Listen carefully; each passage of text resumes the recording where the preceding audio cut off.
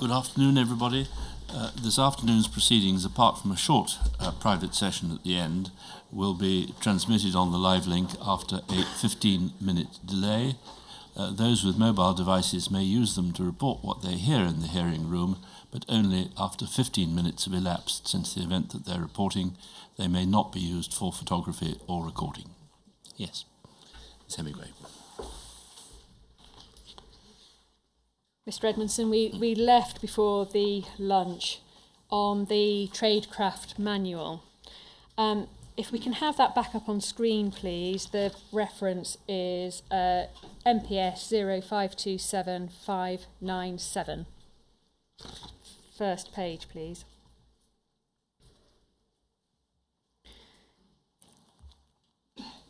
This is the cover sheet and the table of contents you saw flash up there. It's a 44-page manual written around about 1995, at least available from that time. It's a significant piece of training for undercover officers. And if we can turn to the, I think it's page 5, please. The first page of the text. The first paragraph says that this manual of tradecraft for the Special Demonstration Squad is designed both for new members of the squad and also as a guide to best practice for members of the squad during their posting.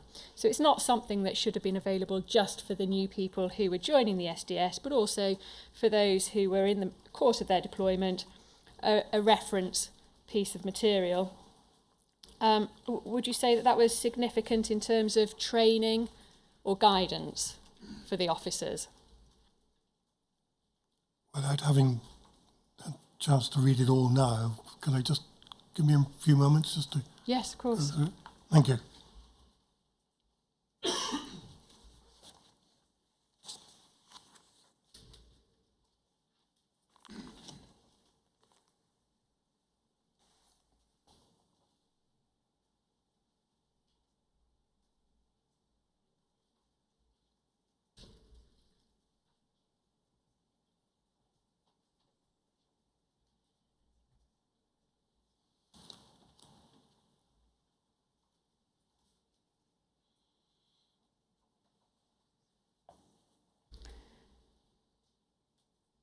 You may well have got to it already, but you can see about halfway down paragraph 1.1, it says that each organisation of interest has its own particular problems, which are dealt with in greater depth under the relevant group headings, but it must be remembered that each officer is a separate individual whose own character determines his or her proper approach to a specific issue, again putting this burden on the officer themselves to sort out whatever issue it is they're facing.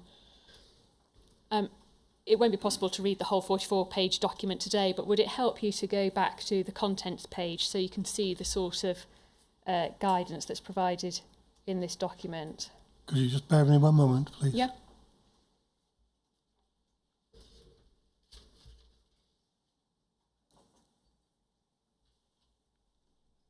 Okay, thank you. If by all means go back to the...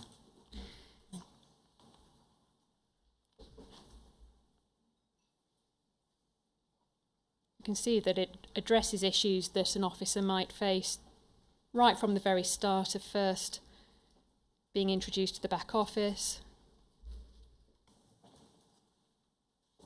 We can see that it's Section 5 maintenance that addresses sexual liaisons at 5.6. Just above that is a section on alcohol and drugs. Okay. So again, that's something that you recognise that officers would have to deal with during the course of their deployment, or might have to deal with at least. Did you?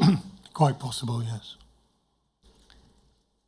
Did you recognise that your officers were drinking alcohol during the course of their deployment and taking drugs as well? I'm sure they were drinking alcohol at some stage, at some level. What about drugs? Did they come to you with those sorts of concerns? No. They never came to you with any concerns about taking drugs? I don't recall that happening. Sorry. Did they come to you with concerns about having to consume alcohol and the toll that might take on them during the course of their deployment? No.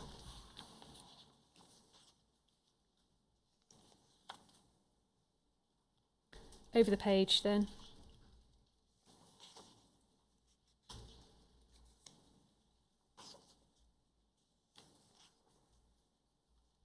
We can see the other areas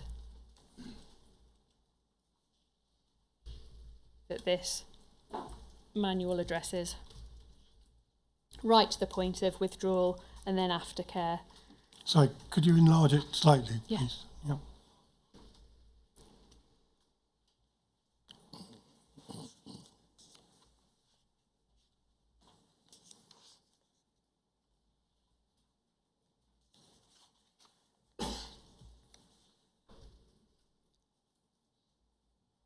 Okay, I'm down to 7.9. If we can just scroll up then so we can see the end part. Part 8 is to do with withdrawal and part 9, aftercare. So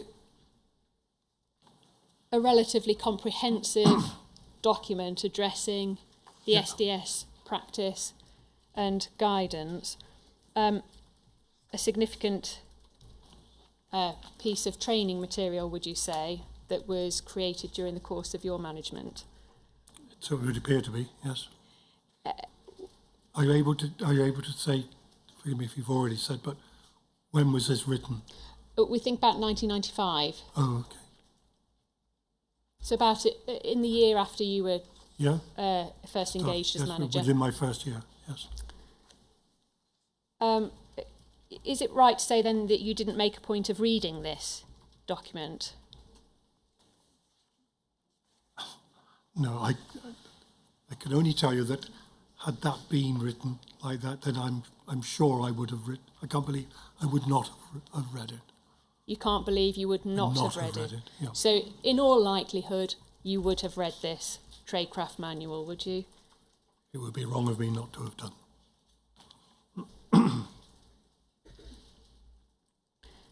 So do you accept then that actually you probably did read it and read part 5 that addresses the issue of sexual liaisons, but it didn't strike you as important enough to stick in your mind or for you to do anything more about it?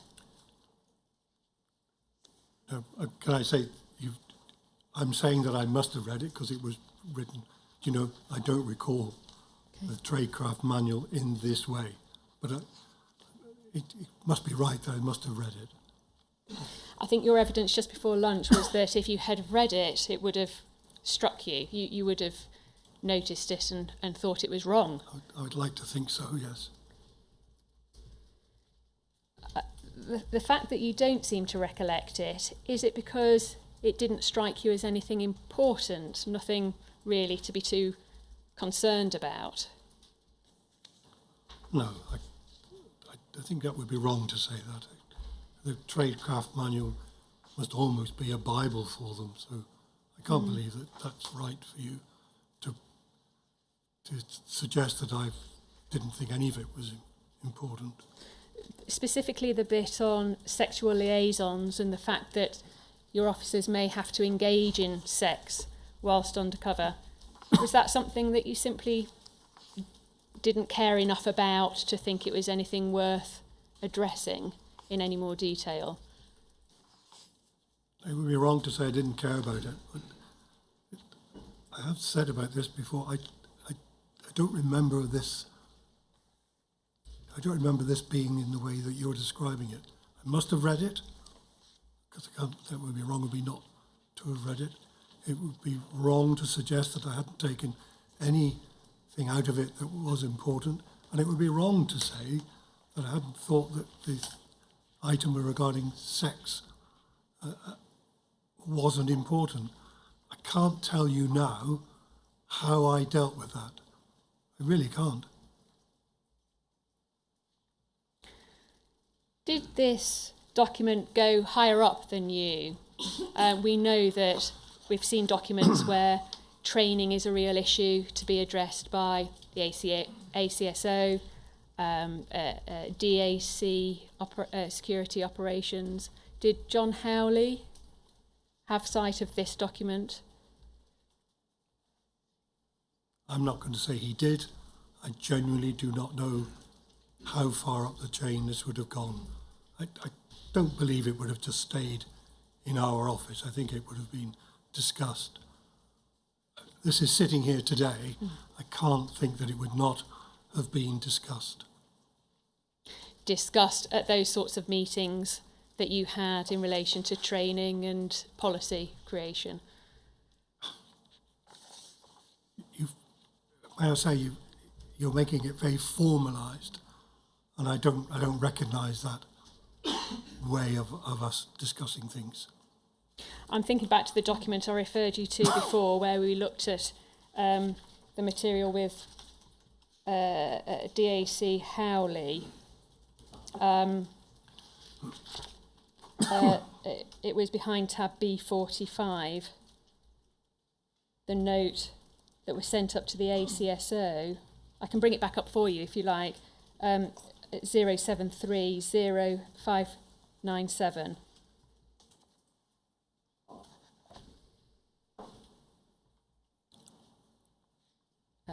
Next page, please.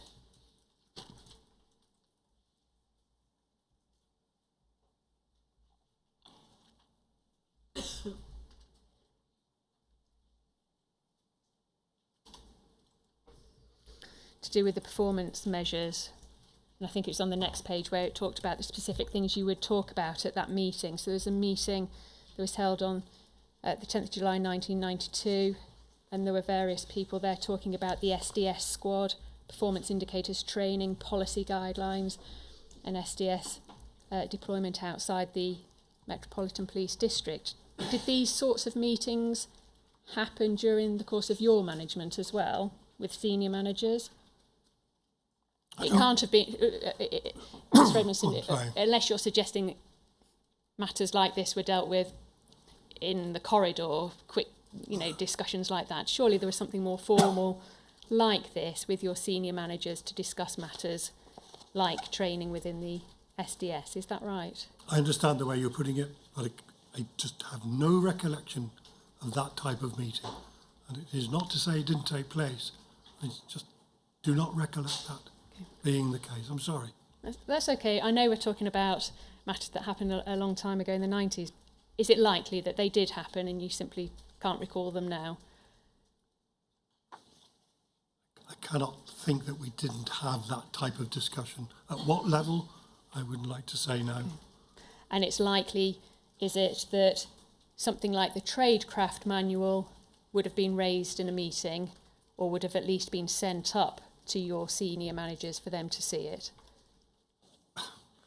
As I say, I do not recall it happening, but it just seems quite logical to me that such meetings, if they'd taken place, everything would have been brought together like that. Thank you.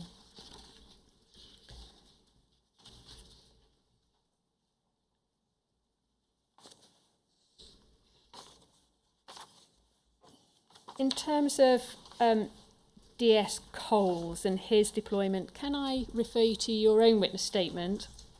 It's at page 141 of your statement, paragraph 226.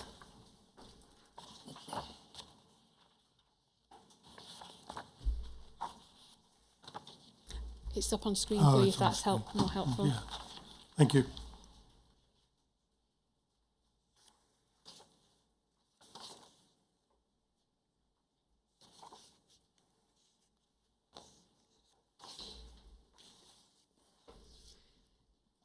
In the Rule 9 request that was sent to you by the inquiry, you were asked about your knowledge of DS Coles sharing beds with activists during the course of his deployment, and you were referred to paragraph 51 of his witness statement, and you rightly say that paragraph 51 actually addresses his cover accommodation. And if we can go to DS Coles' witness statement, please. It's at UCPI 35074.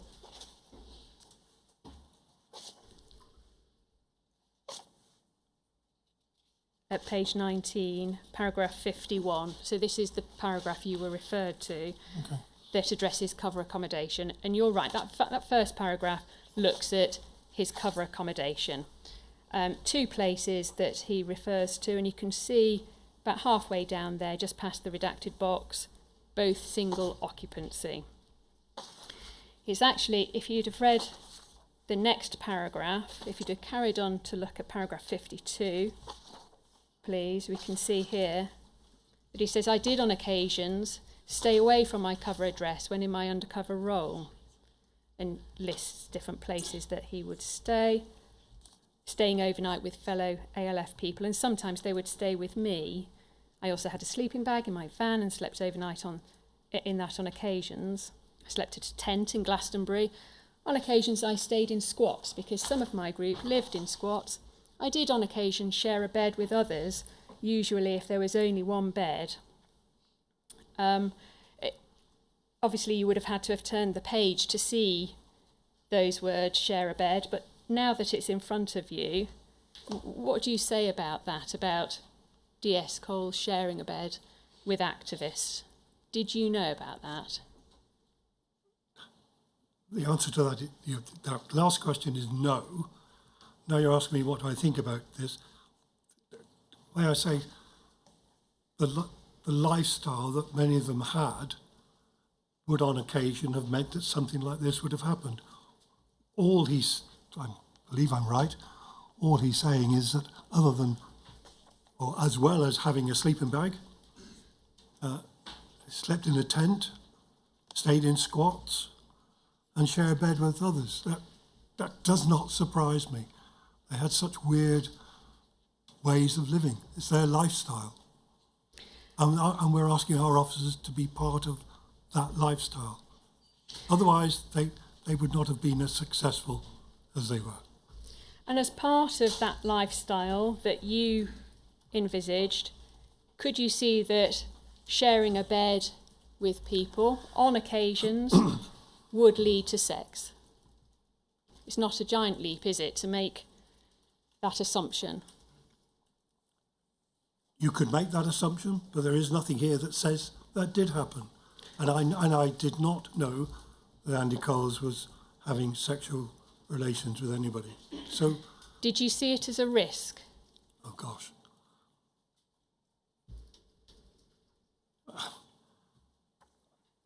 Not in the way that you're describing. No, I don't see that as a risk. If you go through it again, sleeping bag, in his van, in a tent, in squats, sharing a bed. It was part of their lifestyle. I will not say that then that would lead on to sexual activity. Sorry, I don't accept that. It's like it could happen, but there's nothing here to suggest that that is the case. And you didn't feel it incumbent upon you as a manager to say, look, you might have to do this, but there's a boundary. You mustn't engage in this way. No, that was the way that you've put it. No, there was no comment about that. I just accept and will always have accepted that because of their lifestyle, they had such odd ways of living, and sharing a bed with somebody is just that. Did you ask DS Coles? If sex takes place, forgive me, I just don't know what you're trying to get me to say here. I'm trying to tell you exactly how I feel, even now. This isn't to say there's going to be a sexual contact. I mean, he doesn't actually say he could have been sharing a bed with a man, for all I know. Did you ask him? Did you No, ask? no, did no. you ask DS No. Coles if he was having sex with No, anybody? I did not. Why not? It wasn't something that I had thought about. I'm sorry, that's all I can tell you at the moment. So you do accept that you knew he would be sleeping with others in tents, sharing beds, but you didn't actually think that he might engage in a sexual relationship. It didn't cross your mind. Is that your evidence? Okay, yes, that is it. Did you ask him where he stayed when he went out of the Metropolitan Police District? Did you ask him about sleeping arrangements? Personally, no.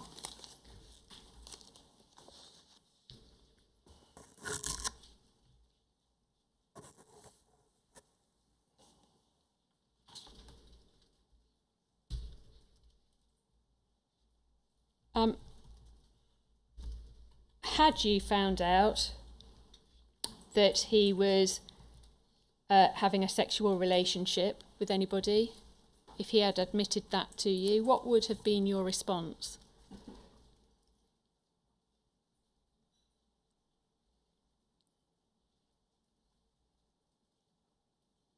I think I would have cautioned him that this, and it has been said elsewhere, this could lead to some really difficult issues for the SDS operation. So that would be one part of it. Would that have been your primary concern, Yeah, the SDS operation? I was just going to say as well, I know that obviously what you're thinking is, what about the individual that he was sleeping with? Yes, that would have been somewhere in my mind, but mostly it's to do with what he was doing correct thing to be doing? Did he do it because he felt that that's the way that he had to engage in the lifestyle? But we've talked about this, haven't we, about there being some written regulation, and then with some issues that if he were caught, there would be some, he would be taken off the unit, for instance. So, no, I didn't ask him if he was sharing a bed for sexual purposes. And I'll go back to what we did talk about earlier. If he had said yes, and I thought it was serious enough, but you're asking me now something I'm thinking about now, not what I was thinking then. So I'm telling you now, listening to what I've heard in the past and what I've read, yes, I'd like to think, if it were now, and that's what I'm saying, I would say this, you cannot continue like this. And this is an issue I appreciate for a lot of people, what about the person you were involved with, who may have wanted this to happen anyway, because that happened quite a lot, so I'm told, but also the dangers to the operation. I think we would have had to have had a lot of conversation about whether he could continue doing that, knowing that he was having sexual relationships. And we would probably, this is how I'm thinking now, probably have had to say, you can't continue your operation like this, we need to bring you off. But bringing him off, as I said, towards the end of the morning, bringing him or anybody off because of that sexual activity is not something that happens overnight, because of the, and you understand that's why I'm thinking, the operational security of SDS. Because it would lead to such, well, where's so-and-so gone? What, and then perhaps an effort to try and trace him down, and then find that something very odd about it, hence causing an issue for the safety and security of the whole of the SDS operation. And yes, that was predominantly in my mind, and I accept that, totally. The person who alleges HN2 had a relationship with her is somebody we're calling Jessica. She was a young 19-year-old woman who had just left home, and she finds herself being pursued by this officer, HN2, an undercover police officer, a sergeant in the Metropolitan Police, using cover to advance a sexual relationship with her. Do you have any sense that she may not have had the information available to her to make an informed consent about who she was sleeping with and what was happening to her, in that there was an undercover spy in her midst and she was being deceived in that way?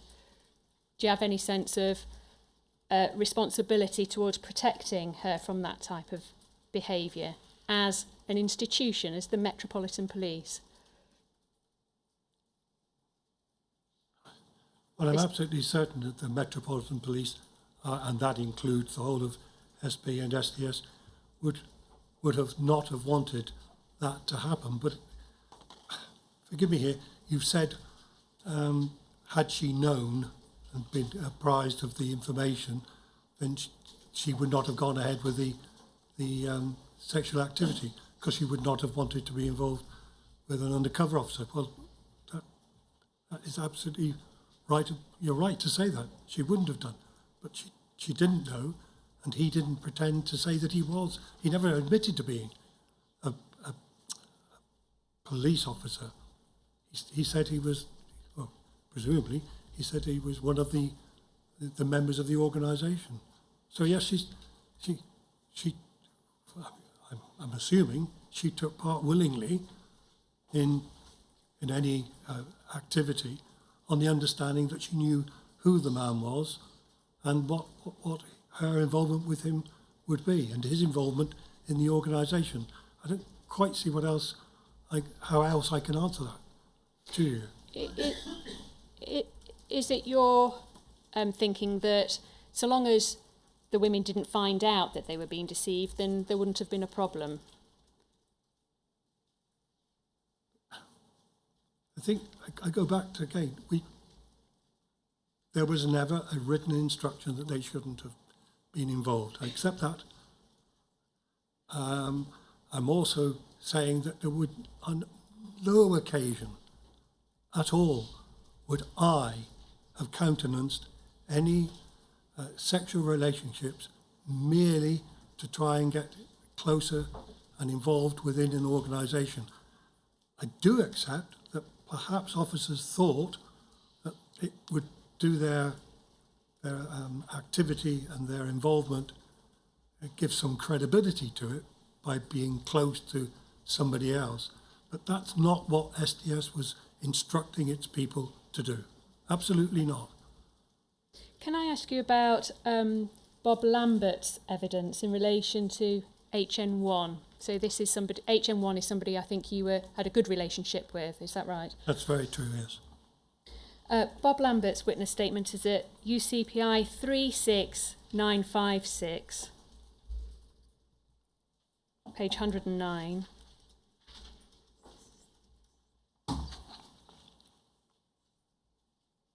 This is 36956, page 109, paragraph 190.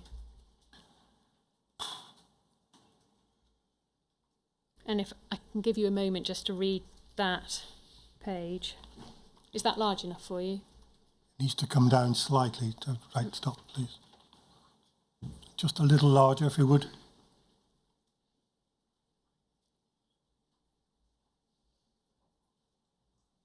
Thank you. Excellent.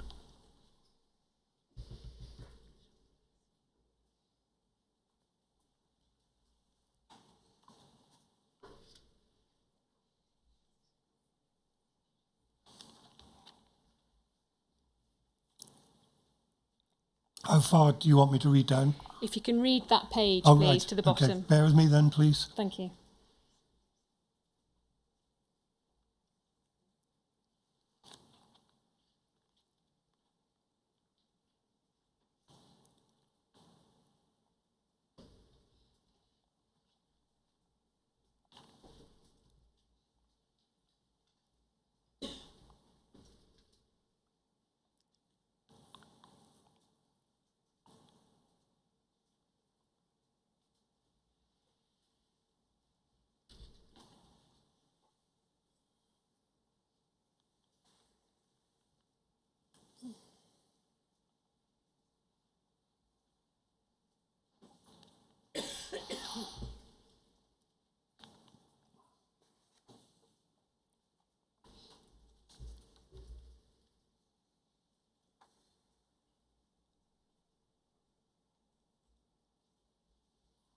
All right, I've read that.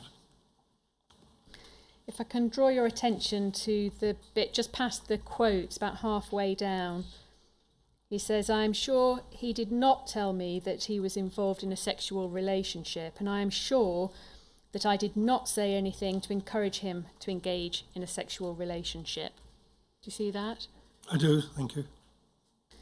But further down he said, I accept I may have told him that this could be some sort of a test, and I may have said that he would have to resolve this himself in a way to ensure no suspicion arose as to his true identity.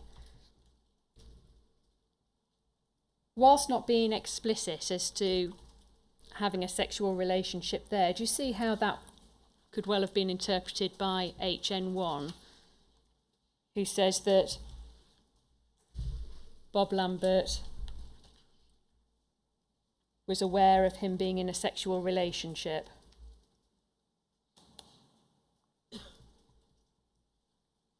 And that Bob Lambert advised him in a way that encouraged him to engage in a sexual relationship with her.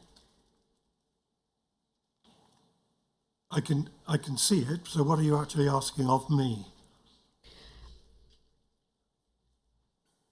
Did Bob Lambert ever tell you that HN1 was in a relationship? All right. Let me tell you very clearly, and you've referred to what I believe was a close association with HN1. I knew absolutely nothing about HN1's commitment to, I believe it's Denise Fuller. Absolutely nothing. I visited HN1 at his home. I had every reason to believe that his family life was as one would have hoped it would be for everybody, hopefully. But and I can tell you now, it may well even be in my statement, I did not learn of anything to do with HM1 and his sexual activity until, probably 10 years or so later. I can't remember. But having been told about it, I'll tell you quite openly, I was quite devastated. Devastated for him and for his wife, who I had met quite a few times. So I can only tell you, I knew nothing whatsoever about HN1's activity. And I can't comment on what Bob has told him because or not told him, because it's a bit ambiguous anyway. In his evidence last Monday, Bob Lambert said that HN1 did not tell me about a sexual relationship. DCI Edmondson and I, that was our approach, not to encourage sexual relationships. We did not ask. I did not really address. I knew what the risks were. My responsibility was operational security, and I neglected this issue. And he agreed to CTI's suggestion to him that, was it a matter of the ends justified the means? And he said yes. Well, I don't. I have a lot of respect for what Bob did as an undercover officer and the support that he gave me in the office. But I don't think I agree with what he's just said there, I have to say. Well, that's what I was going to ask you. Was it a matter of you and Bob simply not asking? No. I don't remember this sort of conversation. That's the problem. It's almost as if you're telling me, or Bob is telling me, that he's told me about the relationship, and I still to this day can tell you that I was never told about it. So this is all supposition in many respects. I would never have countenanced openly, certainly, officers having that relationship. I can understand why, merely to get better evidence. I know why, having listened to some of them, I can see why they felt that it was an opportunity to get really deep undercover and be accepted and their credibility to rise within the organisation. But it was never something that I would ever have countenanced in respect to this or any other operation. When Bob Lambert said Edmondson and I, that was our approach, not to encourage sexual relationships, we did not ask. Do you agree that was your approach? You wouldn't encourage it, but you didn't ask about it. It was something that would not be a topic yes, discussed. I understand what you're saying now. The first part, no encouragement ever whatsoever. Unfortunately, may be right to say I didn't make deeper inquiries of officers about their activity. I can see that's probably the case. Was that neglectful oversight, or was that a conscious decision? We're not going to go there. We'll let them make up their own minds what they need to do for their operation. Well, it was an oversight, and I can see now that I should probably have made more of that area of management, but no, it certainly wasn't neglected. Bob Lambert said in his evidence, he said, my responsibility was operational security and I neglected this issue. In respect of your area of responsibility, was that administrative and you also neglected this issue? I would say I shared that responsibility that Bob had, and I'm afraid, yes, I agree. I should have made more of that type of management activity.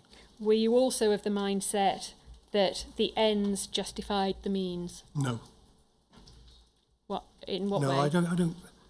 I'm trying to get to understand what you are actually asking of me. No, I do not think I would have countenanced any of this activity purely because it meant that they were getting closer to their organisation. What about, as in HM15's evidence, that it was quite comfortable? He didn't want to live in a flat on his own. He quite liked living with somebody. He was getting sex. He was getting a comfortable home life, undercover. What about that? Was that something that you would respect or countenance because it was a relationship? It was human feelings. No, I did. I'll say again. Well, you haven't asked me what I'm going to say. I did not know about that activity. And I have to say, I would not have countenanced that. So you wouldn't have encountered sex today, in any context? I couldn't have accepted that. Do you say you would have countenanced sex undercover in any context for any reason? No, I would not have countenanced that. In relation to HM15, he was in a relationship with a woman we're calling Alison from 1995 to 2000 and living with her for at least 4 years. If we can have up part of his witness statement, please. It's at UCPI 35283, page 21.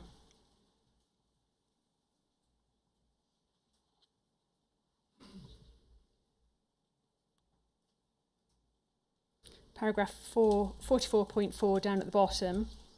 I told SDS managers I was moving cover address. I told them I would be moving into premises owned by Alison. I recall D.I. Lambert asking other officers to check with me that I knew what I was doing. 2 other field officers spoke to me. The concern was that I was immersing myself even more with my targets and thus would have even less time to spend at home.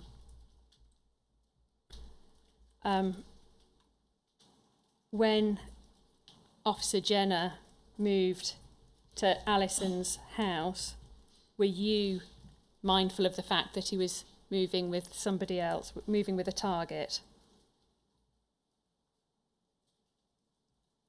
I don't recall any of this. I really do not recall this. In your statement, at paragraph 242,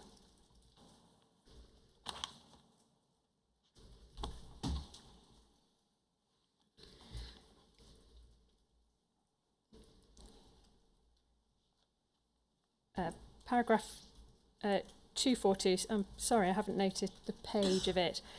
You say that you noted paragraph 44.4 of Jenner's statement, and you note that he does not state that he told managers he was moving in with Alison. And the inquiry's Rule 9 question incorrectly paraphrases this. Although I recall nothing of this, Alison may have been his landlady for all that we knew. if that was the phrase he used. Do you see that? It's paragraph 242.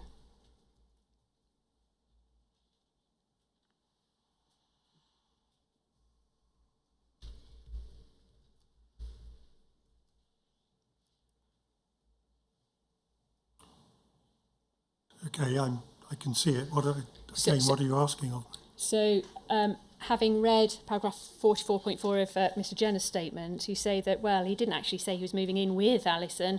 It may have been that she was the landlady. Is this just something that you have thought of in making your statement for these purposes, or do you have a recollection that there was a thought that this this person that he was, the house he was moving to was simply owned by the person that we are calling Alison? Did you have a sense that, oh, this woman that he's referring to, it's probably the landlady? Did you think that at the time, or is this just something that you've thought of for the purposes of making your witness statement? Okay. Here? I will reiterate that I don't recall this, having seen this, the report that he was moving.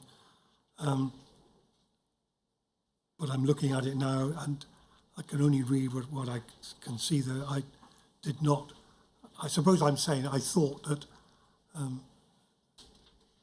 Mr. Jenner was moving in to premises where the landlady was Alison. That's all I can think of at the moment. Because I'm sure that had I said, or had I realised that Alison was somebody who he was very closely aligning with, then I'm sure the conversation would have been along the lines of, this is not how it should work. But this is hindsight. Was there a conversation about him moving house? Forgive me, I don't remember.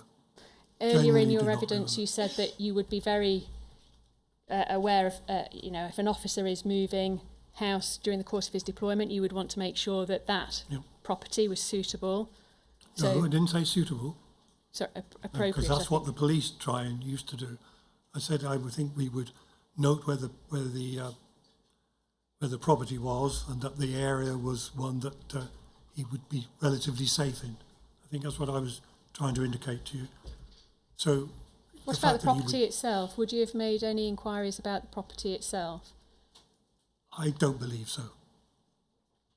Would you have run any checks on the accommodation to see who was living there? If you recall this morning, I think what I said was that within the context of his legend, somebody would have just had a look at that. I say a look at the address, would have checked the address against records, all sorts of records, to see that if there was anything that would cause him some operational difficulties. And by doing that, would you have known who was registered as living at the property? I should imagine that would be right. Yes, I can see. So what you're you saying, would have known through that Alison lived at the property. That was her primary address. And again, I can see why you're saying this, and yes, I can see that now. But I'm going on what Jenner's statement had given, and what Bob has said, and what I can recall. Were you aware that 2 other field officers spoke to Mr. Jenner about No, I'm moving not. I think somewhere I just read, have I not, that he was told to speak to others and see what they thought about it. I don't recall that whatsoever. Do you think you probably would have been involved in a serious conversation about this issue, given the unusual nature of this move? Possibly, but I genuinely don't remember this.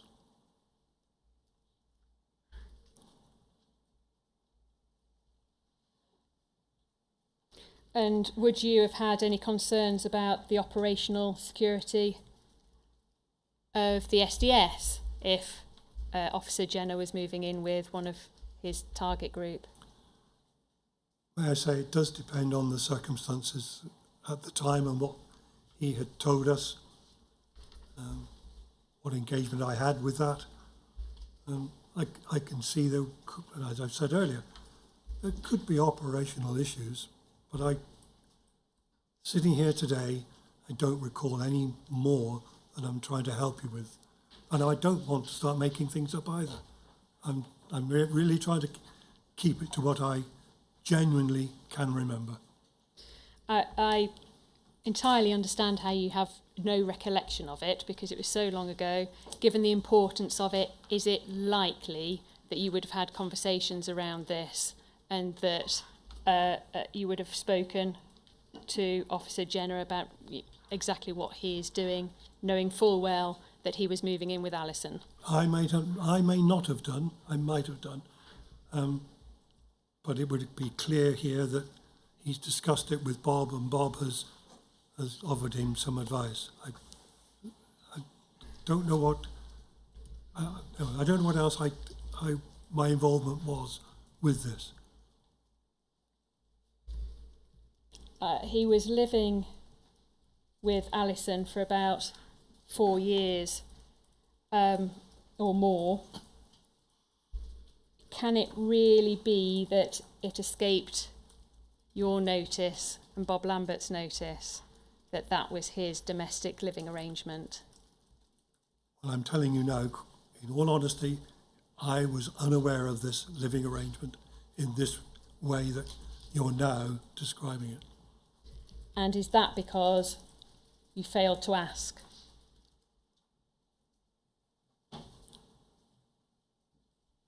Well, it could well be that I didn't ask, I have to say, but I can't, with all due respect, I cannot remember.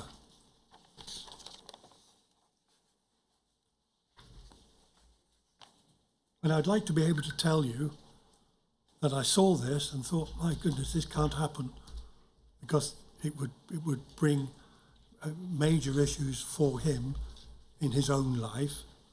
But I just cannot remember any of this. And as I say, I'm not prepared to try and make up some sort of story that I did know or didn't know. I can't remember it. Did you know that DC Jenner was attending family weddings? No, I didn't. The mother and stepbrother of Alison, a funeral? Sitting here today, no, I do not remember that. If there was something that Mr. Jenner had reported, then of course I would have seen it. But again, I go back. Sitting here today, I don't remember any of that. He attended Christmases. He was in the last photos and videos of Alison's grandma before she died. Intimate family events where this undercover officer is in the photographs and the videos, and of course the memories of those important family events. It's easy to recognise, isn't it, how difficult that must be to look back on those times of one's life and it be tainted by the involvement of an undercover officer. Do you accept that? I'm not denying that at all, yes. You say at paragraph 244 of your witness statement,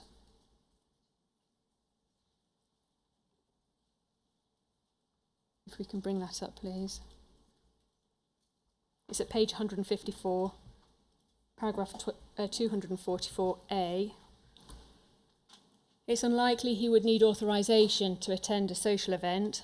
Much though it sounds distasteful that to those who are subject to covert surveillance, attending social events is necessary to maintain an undercover operation. And clearly, DC Jenner went further than I understood him to be doing at the time, if he was introduced to Alison's family as a partner rather than a friend. Alison wasn't under surveillance and her family wasn't under surveillance. So although you say it sounds distasteful, that can in no way be part of an undercover operation, can it? So what can't be part of? Well, you say that although it sounds distasteful to those who are subject to covert surveillance, attending social events is necessary to maintain an undercover operation. That can no way be true of Alison and her family, can it? It was not necessary for them to be surveilled It for wasn't the necessary. purposes of his undercover operation. No, beg pardon. It wasn't necessary for them, but I can see here what has been said. Jenner went further than I understood him to be doing. That's all I can tell you on that. It's nothing to do with her family and whatever event this was. But Mr. Jenner obviously thought that it was something that would help him maintain his cover in the operation that he was conducting. Had you asked him about what he was doing during these weekends and these times when he was at these social events? Did you ask him what he was doing during the course of his operation? I'm sorry again, but sitting here, I don't remember that. I don't recall asking him what he would have done. I perhaps even will say that I could just accept that he'd been on a social event and therefore understood that while it went further than I would have necessarily wanted, it was part of maintaining his cover. Oh, but when you say you would have spoken to him about going on a social event, you're saying you were aware of him going on social events? No, I'm not saying that. Okay. No, I'm saying that if he'd been on a social event, it's quite like we would have said, what was it? Yeah. But probably nothing more. And I think we would have said that in relation to the fact that we understood he probably would have said, oh, I was with Alison, as you were saying, and we would have accepted that as being part of his undercover, maintaining his undercover role. So are you suggesting that DC Jenner said, I went on a social event, it was a wedding, I went with Alison, and you wouldn't have thought any more of that? No, I don't remember any of this anyway, as I'm saying to you. So I can't tell you what my reaction would have been had it been something as personal as that. It does, I think it does sound somewhat distasteful. I can see that, but and had he I told didn't you, know about it, so I can't go back and say I would have said to him. Had he told you about these events, is it reasonable to think that you might have started suspecting that he was in a relationship with Alison? Forgive me, you're asking me something I can't really answer. Had he required authorisation to go on these events? Would that have at least shown to you what he was doing and you'd have had more of an oversight of his deployment? If he'd asked authorisation, we might have said, what was it? But even if he'd have said, oh, it's a social event, we would have just, I believe, and as I say, I'm sitting here today trying to give you an honest answer. I suspect we perhaps would have, to ourselves, said, okay, it's a social event. It's not really SDS work per se.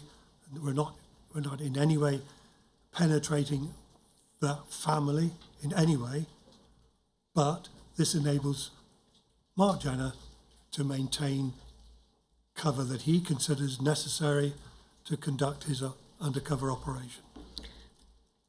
But you would have been penetrating that family in that way, wouldn't you? In that he is there at these intimate social events. Do you see how that is very intrusive? I disagree. He's not penetrating the family at all.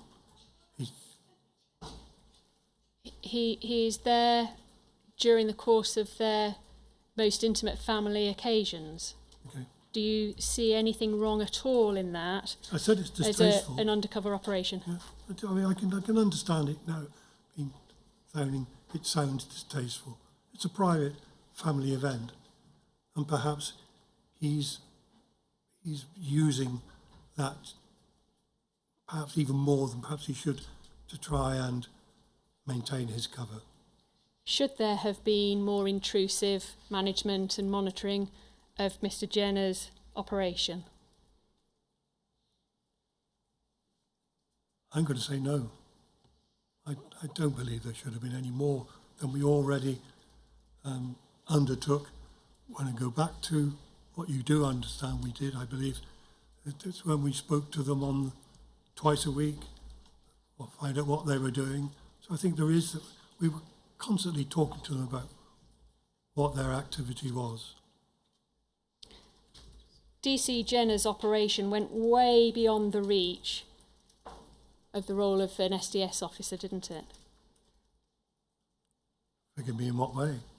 In the way that he moved in with a woman, was sleeping in her bed for Yes. 4 to 5 years. He was infiltrating her most intimate family occasions. That's way beyond what could be expected of an undercover officer in Britain in the 1990s, isn't it? I would accept that, the way you've put that, yes. Your officer was out of control, wasn't he? Without us then knowing what he was doing, in that respect, yes. What went wrong? Was it a management fault?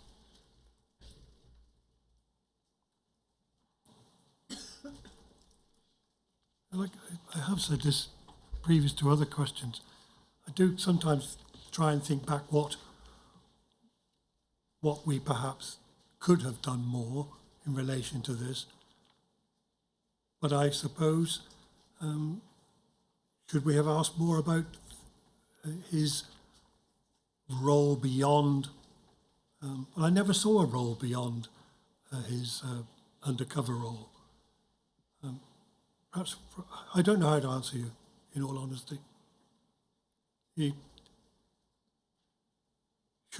don't know, I'm trying to think what more I could have done to have learned more about his activity beyond his surveillance, his penetration of the group.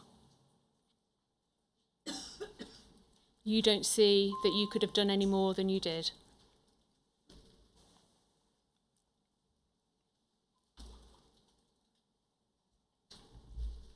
I'm going to say again, in hindsight, perhaps we could have taken every officer on a regular basis, meet with them and go through step by step each part of their activity.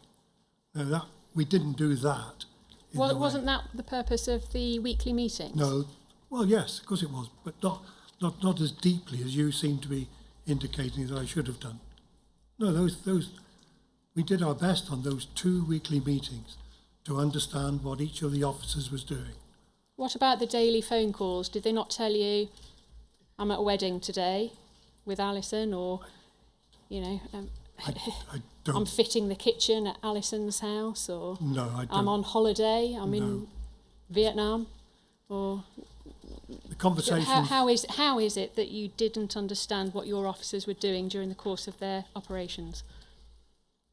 Because it's impossible to keep 100% knowledge of what an undercover officer is doing. We're not there sitting alongside them.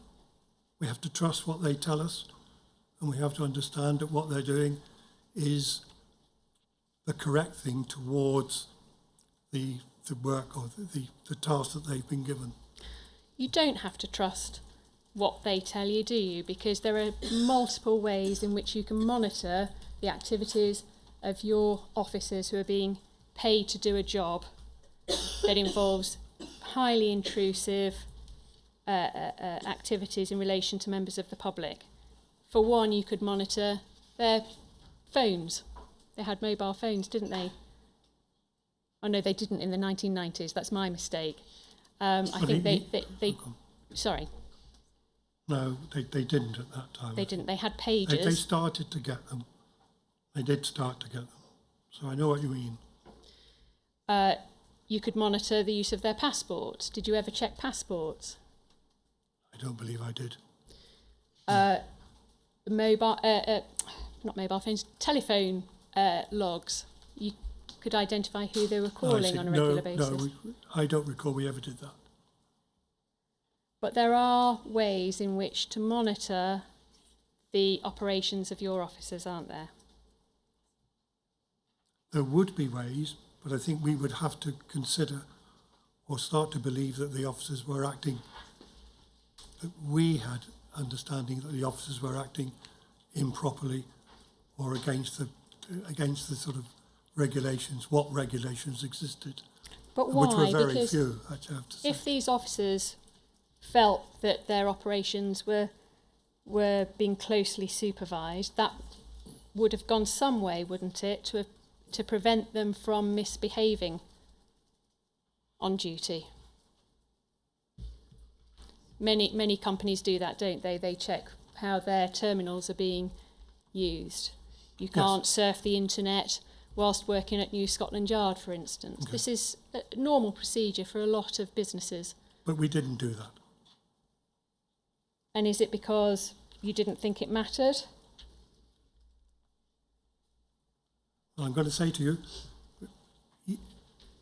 we didn't do it because we didn't have the information that anything like this was going on. But why did you have to wait for something to go wrong before you started supervising? Because, well, with all due respect, that's not how we worked.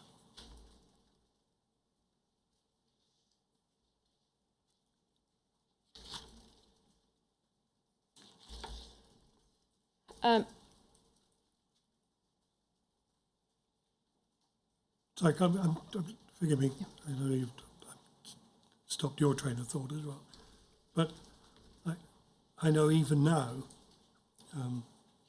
that whenever there's an occasion to look at a particular individual, the amount of work that, and this is mostly in the criminal context, much of the work around trying to review telephones is an enormous amount of work. It's not an easy thing. So it's not something that I think we would have contemplated doing. I will admit that. But there's a huge amount, I hope you do understand, there's a huge amount of work goes into any criminal investigation where it's necessary to produce CCTV, where it's necessary to produce forensic, where it's necessary to produce telephone conversations, if computers have to be seized. These things take months, and you're intimating that I should be doing this on a regular basis with how many of our officers we've got, 10, 12. No, sorry. We trusted what they were doing and understood that, and they were providing intelligence, and that's how we worked. In hindsight, was it wrong to trust them and give them free rein in their operations?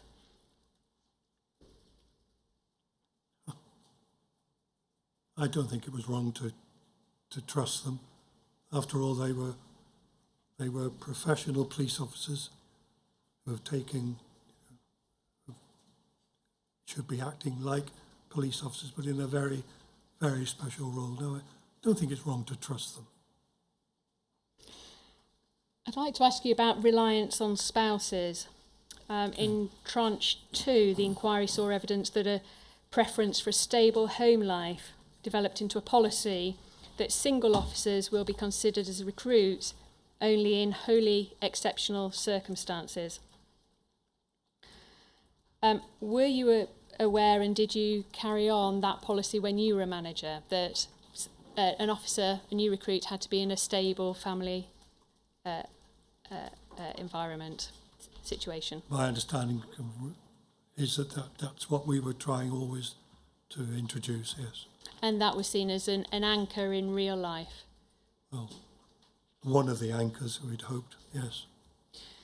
Peter Francis has said that he found the undercover role quite isolating, in that he had his badge, couldn't carry a warrant card, unable to socialise with other police officers, effectively told that don't think like a police officer.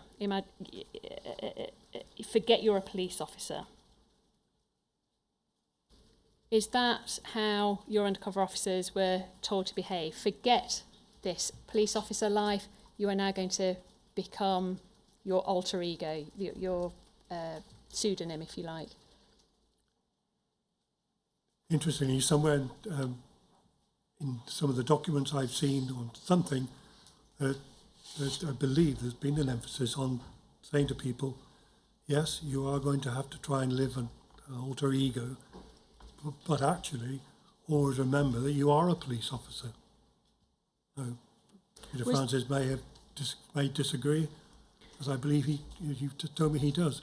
But I'm sure I have seen this somewhere, that there is always this reminding people that they are police officers. And that's a difficult thing, I think, when you're asking them to have alter egos. Was there a sense that some of the rules for officers didn't apply, that the SDS officers were operating in a grey area? I don't understand what you mean by a grey area. As far as I know, they all regulations relating to the police relate to them. I don't quite know what you mean by a grey area. In that once they become operational, they can conduct themselves in a way that involved low-level crime and that sort of thing. So what would normally apply to a normal police officer on duty doesn't necessarily apply to an SDS officer. Certainly, there were some areas where police officers, undercover officers, may have had to act in a way which was probably on the edge of legality, probably. But again, we're talking low-level fly posting, perhaps, something like that. But all of that is done to enable them to run their operations safely. If they didn't have that ability to do some of these things, we wouldn't have had undercover officers. Some officers appear to have taken their cover identity on board almost 100%. We have DC Jenner, who gave his evidence at the end of last year, saying that he almost believing he was Mark Cassidy and he was doing what he thought Mark Cassidy would do in situations. One gets the sense that it's almost like method acting, that they're then forgetting their real selves whilst they're operational in the field. So we know that DC Mark Jenner travelled on holiday as Mark Cassidy, using his cover passport on a personal holiday with Alison as his partner. It's becoming an integral part of her wider family, as we've described, becoming completely absorbed by his operation. Equally, there's a similar situation with HN26. If I can take you to tab B360, so it's MPS 0728243, page 2. It's an operational Hearn interview with HN26's ex-husband. It's the last paragraph, please. Oh, sorry, on page 2. Yeah, that's right.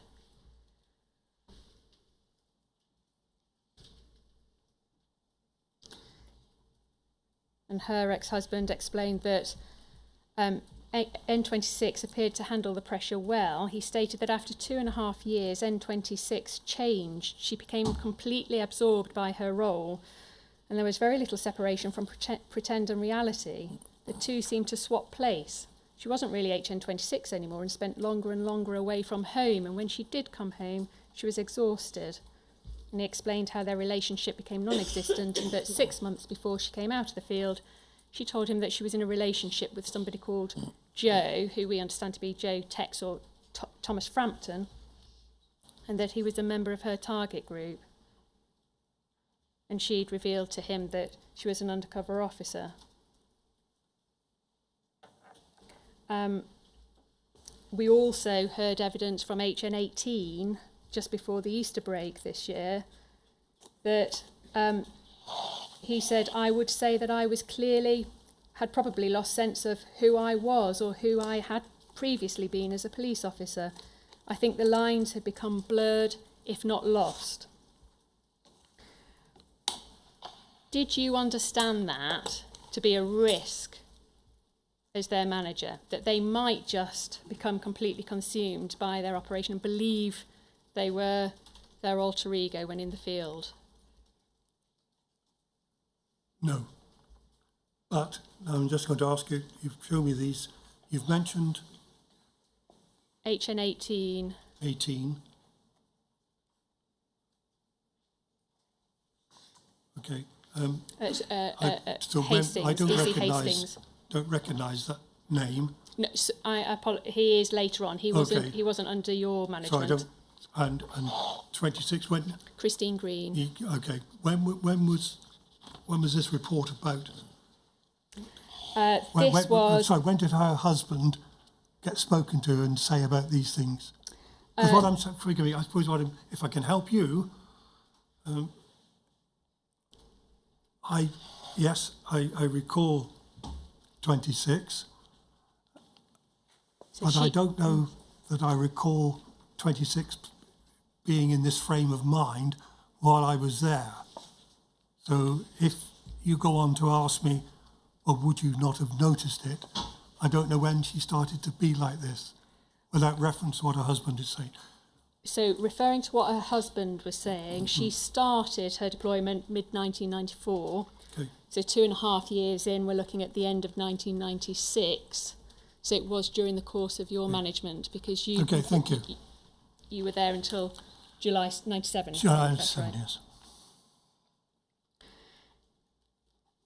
So my question is, what was in place to rein them in? We've got the spouse as an anchor in reality, but what else? What did you provide as a management team?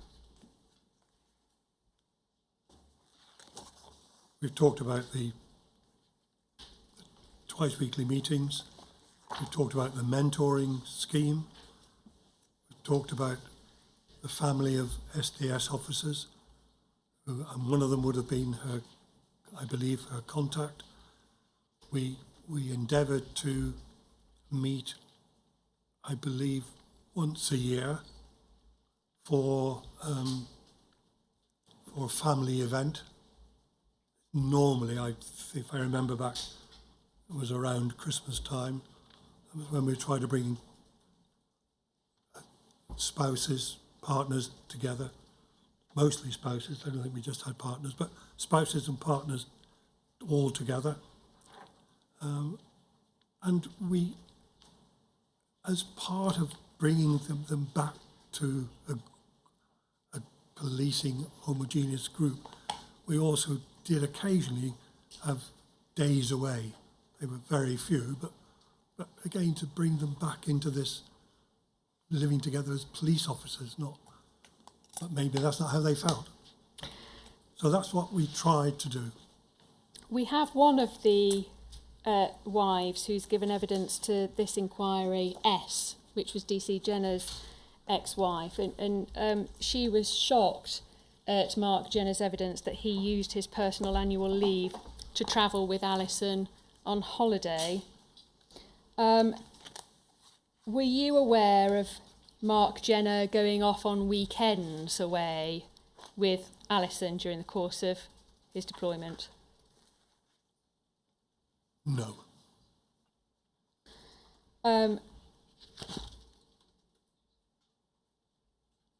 Were you aware of any undercover officers using their operational covers for private purposes, for holidays, for weekends away, for any other reason? For private? Yep. No, not at all. How would you know if you're not checking their passports, if you're not checking petrol receipts and things like that, if you're not monitoring and surveilling their operation in any way? But in that respect, we wouldn't know. So effectively, they had free rein to use their cover identities in whatever way they sought to use them, and you wouldn't have known. If they'd used them in the way that you're describing, I don't know how we could have known.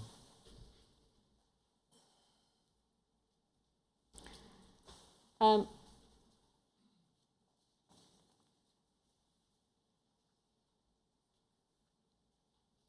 it right that after the weekly meetings at the safe houses, you would often go to the pub afterwards and have chats, general chats about normal life events? Yes, some would go to a local pub. Chatting with Mark Jenner, would you ever have reason to ask him about Christmas, New Year's, holidays, that sort of thing? If that had been part of general conversation, I mean, I don't recall specific conversations with officers about things like that, but that you yourself described it as being a way of just people having general chats without talking specific operational activity. That had already been conducted during the afternoon's activity, and then it was just a chance to get together as a group of police officers and just talk about themselves, and then go up. And not everybody would come either. It was,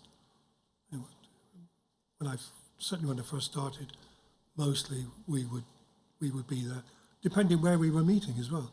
Some officers felt that that particular pub on that day or in that period, I don't want to go there because I suppose my point is a level of some curiosity about the private lives of your officers might have helped trigger some suspicion that things aren't quite right. Would that be fair to say? It's fair to say that would have been the case, but I'm also telling you, I had no, you talk about Mark Jenner, I had no reason to think that Mark was not spending most of his time at home. I didn't realise how involved he'd become with Alison. Conversations with S might have helped with that. For instance, at the Christmas do's that you're talking about, asking S how her Christmas was, or New Year, or how her holiday was over the summer. She might have just said, responded in a way which would make you realise that actually Mark Jenner was away somewhere else, and you didn't realise. Do you see how that might have led you to have some understanding of what Mark Jenner was up to? If that's the way the conversation had gone, in hindsight, I can now say, I can see what you're suggesting. And in fact, is the reality that it was best not spoken about because you didn't want to ask and you didn't want to threaten the golden rule of operational security for the SDS? Was it an intentional omission, or was it just an oversight? Right, I will say definitely there was never an intention to have avoided that type of conversation. It was not an oversight.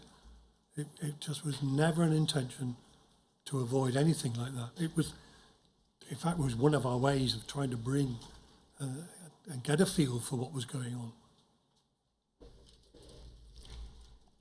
Her utility to the SDS as a supporting and loving wife was quite important for you, wasn't it, in terms of providing that stable home life? That's what the foundation of some of our recruitment is about, yes. Was there a recognised need to keep spouses in the dark so that they didn't, that support wasn't jeopardised? No, absolutely so that it not. didn't cause problems in the marriage? No, I disagree with that. I really do disagree with that. Did the SDS operational security eclipse all other concerns, including concerns for the spouses of the officers? May I say, I do disagree with that. I would have put family life first. Then why wasn't there more support for the spouses? Because it seems that they didn't have an awful lot of support or mentorship themselves. Okay, that's true, as I understand it now.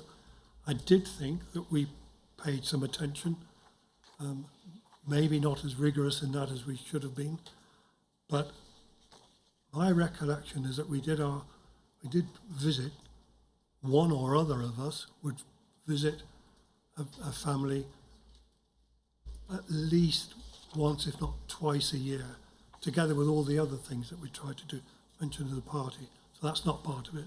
I'm talking about going to visit the home.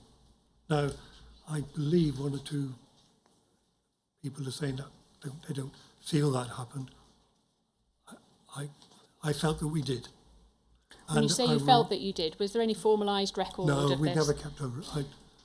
I just recall that very recently. No, there was no chart or box kept of and dates of when we visited. As far as I certainly didn't keep any. But I did think that we. I'm disappointed to think that families or spouses felt that way. We did offer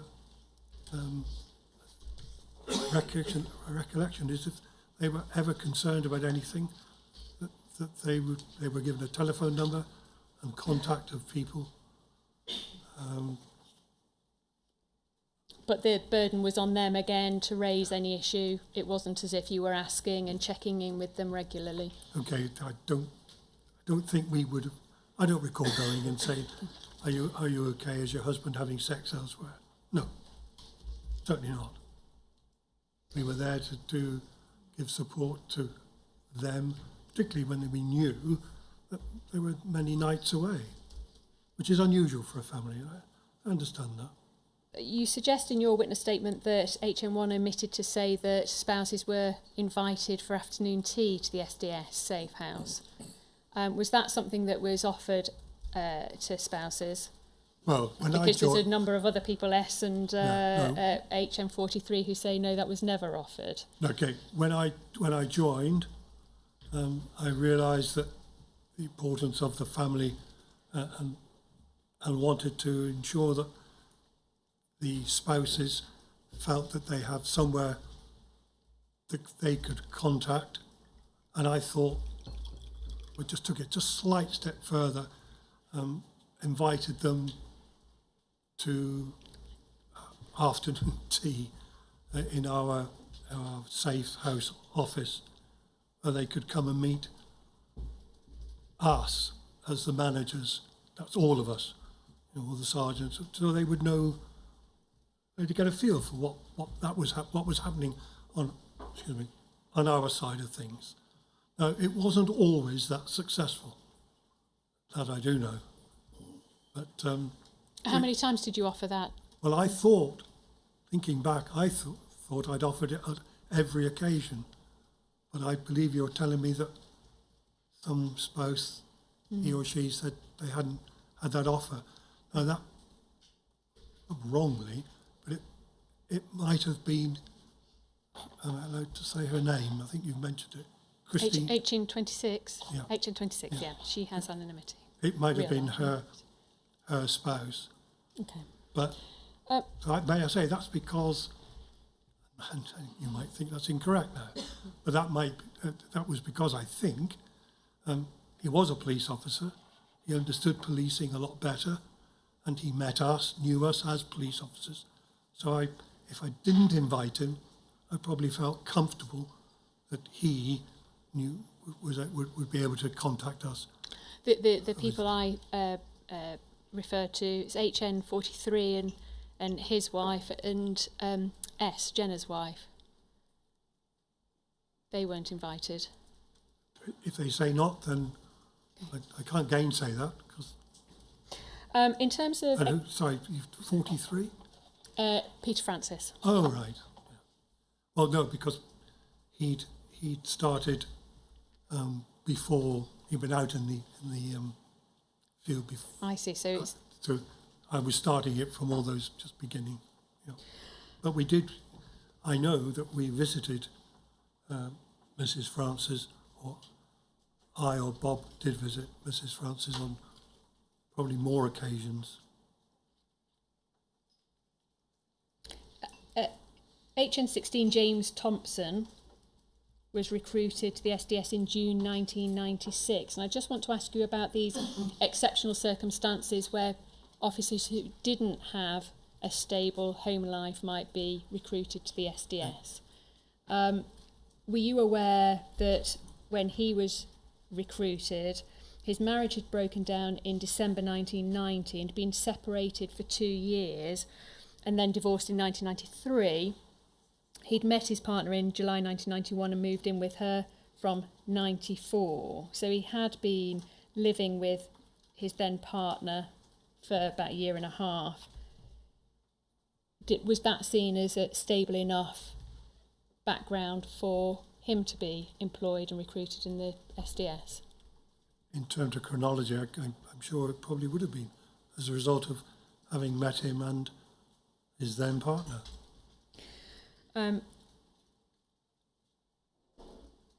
Peter Francis says that his evidence was that his DCI, which was HN86, and his DI, HN67, were aware that he wasn't particularly happy at home. And despite that knowledge, there appears to be no concerns regarding the stability of his home life and the impact that undercover work would have on that. Did you ask Peter Francis about his home life in terms of a continuing welfare responsibility? I was never aware of what you have just said the previous managers had found out. So I had no reason to think there was anything wrong in what in Peter Francis's family life. So I wouldn't specifically have said to him on the basis of anything else separately, well, what about your home life? It's not very good. I wouldn't have said that, because I and as I say, we did go to Mrs. Francis, and I think we asked her about. I don't know if Mr. Francis was there at the time. I don't think he was. I think I might ask you some questions about that when we come to welfare a little bit later Okay. on. Jim Boyling, HN14, he was recruited at the start of 1995, and his wife of 8 years left him less than a year into his deployment.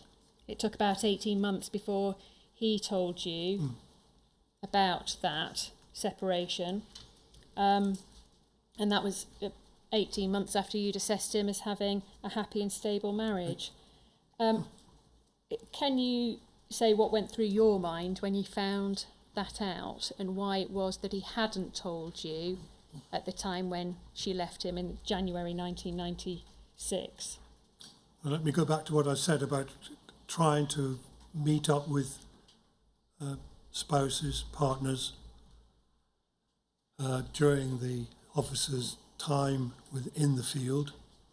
It got to the stage I hadn't been to Jim's wife and spoke to him. I've actually seen it. He's told Bob this, Bob Lambert. But at the same time, I recall a conversation with Jim Boyling to say, Jim, it's got to that stage. In effect, I want to come round and say, visit you, see how things are, see your wife is okay. That's what's in my mind. And it was at that point that Jim then apologised and said, look, I'm sorry. I know I should have told you, but my wife and I have separated. And then we had this discussion. Now, do you want me to go on about this? Because it's quite lengthy in a way. It might be time for a break now then, and then we can go into the detail about that. So if now is a convenient time. Certainly. We'll break for 15 minutes.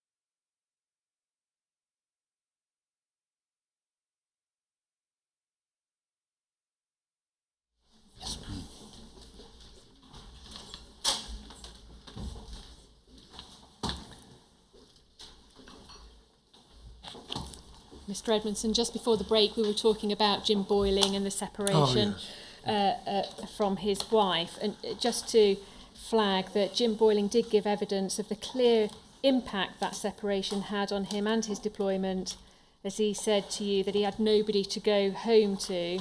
So he just got into the habit of living full-time at his cover address and then just going home occasionally to sort of check the post or whatever. And that's the transcript from Jim Boyling's evidence to this inquiry back in February of this year. So as we said, his wife had left him in January 96, and he told you and Bob Lambert in the August of that year. And I think that there is a note. It might help you to have the note on screen because I know you're going to explain what happened at that meeting. On the 14th of August 1996, it's behind tab B271, it's MPS 0748100.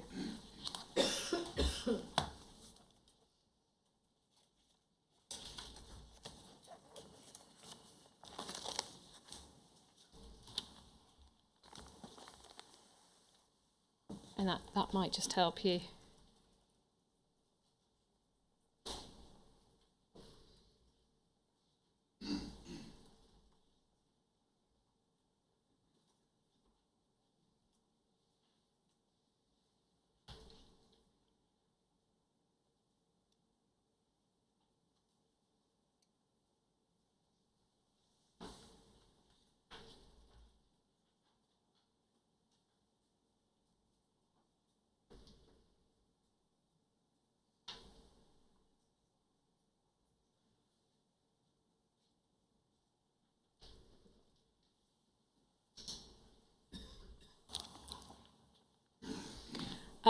And is it right that despite the obvious welfare concerns about that, your decision was to retain him anyway as a UCO because his work wasn't affected by it? That's part of the reason for keeping him there, yes. Certainly, we'd had no indication all the way from January through to August. Well, I can see the dates are only brought to my attention here. But having spoken to Jim, of course I was surprised at what had happened and very disappointed on his behalf that such a thing should have happened. There was a consideration as to whether, given what we had previously thought of not having the anchor, that he perhaps should come out of the field. But I was persuaded by those in the office, because of his extremely good work, and by those supporting him in the field, that I should allow him to stay on. I will just say, I just noticed that I explained the situation to ED and that paragraph. I'm sure I would have explained that to, I believe that's the superintendent. So Eric Docker. Thank you. So that was in my mind at the time, that should he stay, should he come off?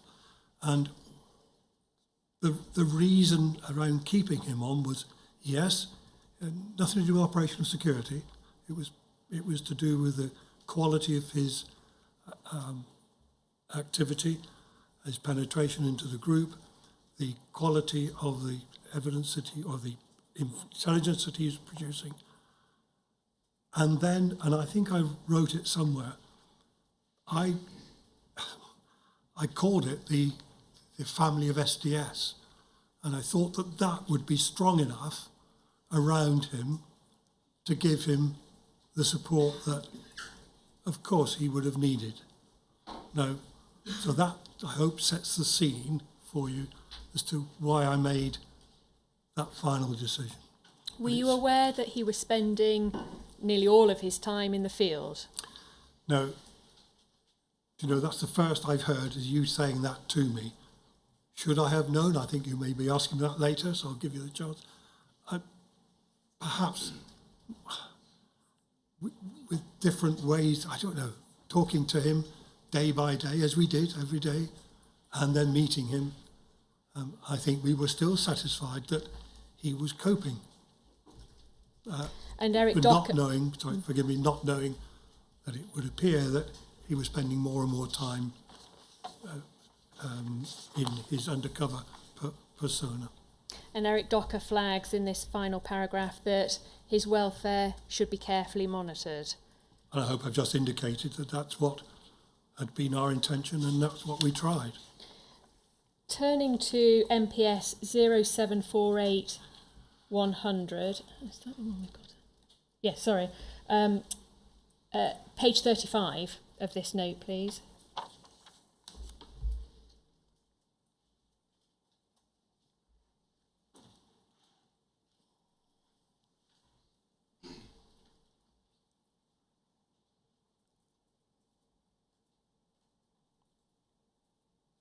Can we see the last paragraph, please?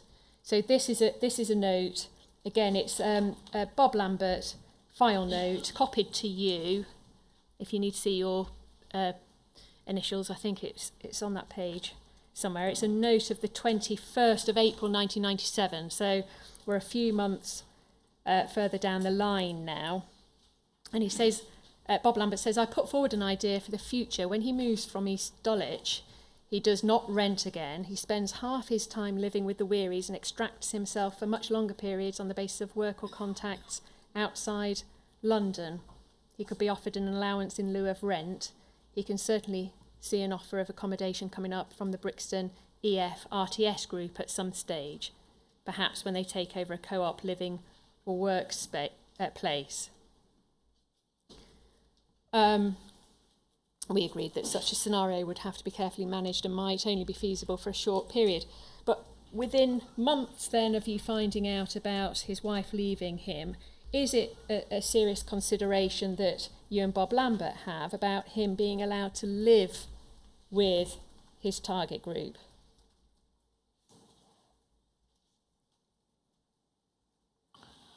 Given the way that describes it, yes, it looks like he is living with or close to his target group, but at the same time, I think what Bob is putting into place is, as you see there, that he's trying to see that he can live part of his life away from the target group and for much longer periods and using the basis of work and contracts.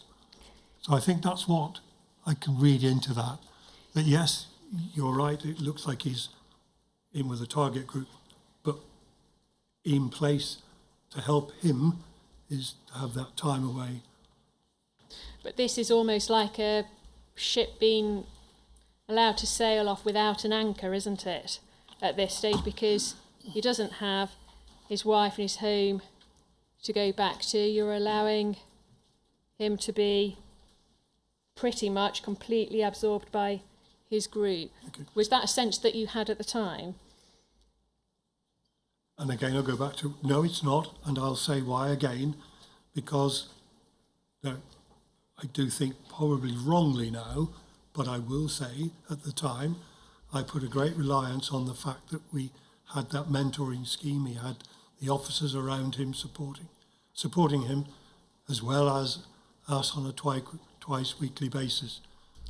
Can I just I would have hoped that we would have been able to glean from that time with him that things were perhaps not the way going ahead the way they should, and that with further consideration about his working relationship. But to go back as well, Bob was trying to say that he gets away from his group over quite extended period by the look of it.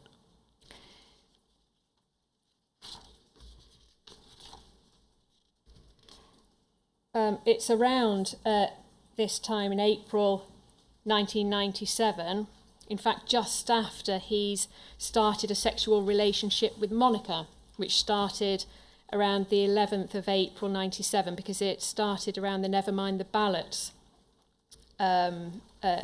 demonstration, which was the 9th of April 97. So you can see just literally a couple of weeks later, this note is prepared in relation to moving in with or moving with his group. Were you aware that Sorry, he had can I- started... Sorry. Is there something to show me there? No, it's just a matter of record that never mind the ballots demonstration. I think the date was the 9th of April 1997, and that's when we understand he started a sexual relationship with a woman we're calling Monica, which lasted for about 6 months. Were you aware of that relationship? No, I'm just going to ask you when. So although he says that April, when did we get to know that was happening? We get to find out about it through the course of this inquiry, but Oh, I'm sorry, asking you... When do? All right. So who would have known that he was having that relationship? He would have obviously known, right. and the question is whether you knew about it. Okay. No, I did not know. Okay. And so that didn't feed into any decision making around whether he should be allowed to move in with his target group at all? No. And you had no understanding of that relationship happening in the context of his wife having left him a year or so previously? None whatsoever.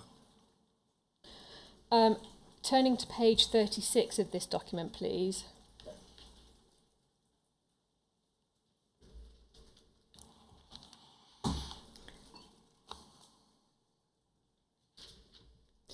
We can see in the penultimate paragraph here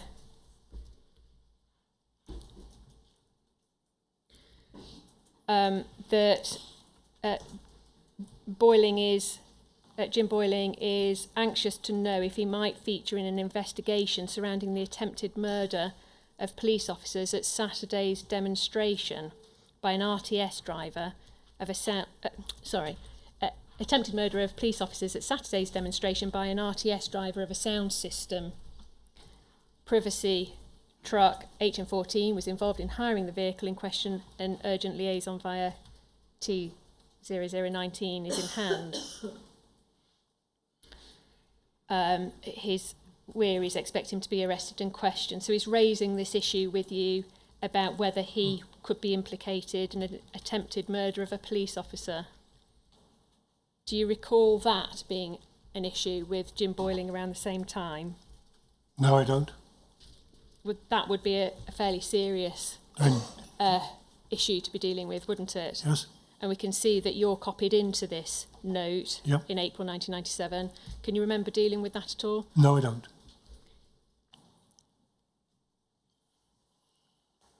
Is this a situation where you have an operative undercover officer who's out of control at this stage?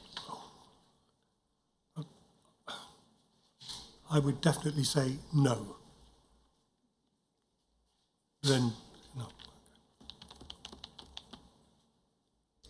You say that you regret your decision to retain Mr. Boiling in the field. You say because of the outcome and the effect that this has had on DC Boiling's life and those he came into contact with. In terms of DC Boiling, do you see him as being the victim in these events?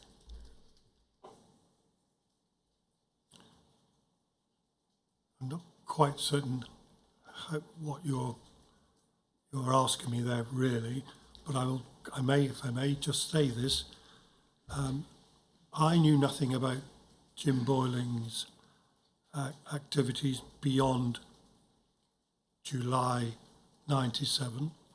I knew nothing about all the relationships that he'd started.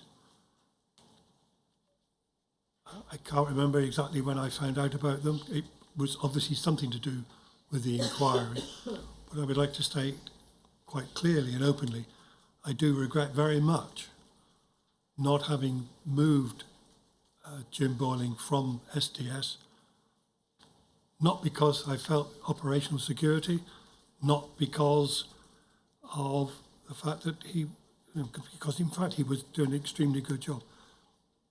In hindsight, I was really saddened to see what had happened to him and his life, and indeed the lady that he married, and I believe children that he had, Now, had I moved him in when we first thought about this, none of this would have happened. And I will say quite clearly, openly, having heard about this, whoever I was speaking to, and I can't remember who it was, whether it was part of the legal team, part of the police team, I asked if I could get a message to Jim or meet Jim and apologise to him personally, because I was just so sad and saddened to hear about how his life had moved on and how he'd been dismissed from the police service. And what about the women then that he had relationships with?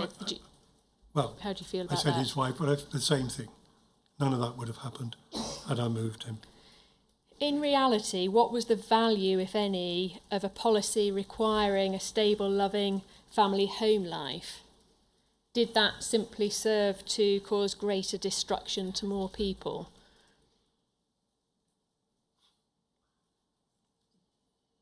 That had been a policy for quite some time. I believe at the beginning of SDS, officers might have been single and gone onto the unit. But the policy was, I wouldn't say it was hard and fast, but it was one that we tended to adhere to.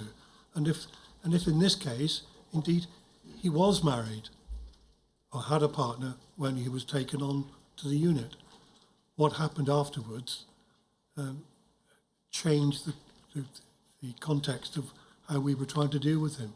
But no, it doesn't lessen the fact that we do think people should have or should have had some anchor to go to. But I repeat what I've said.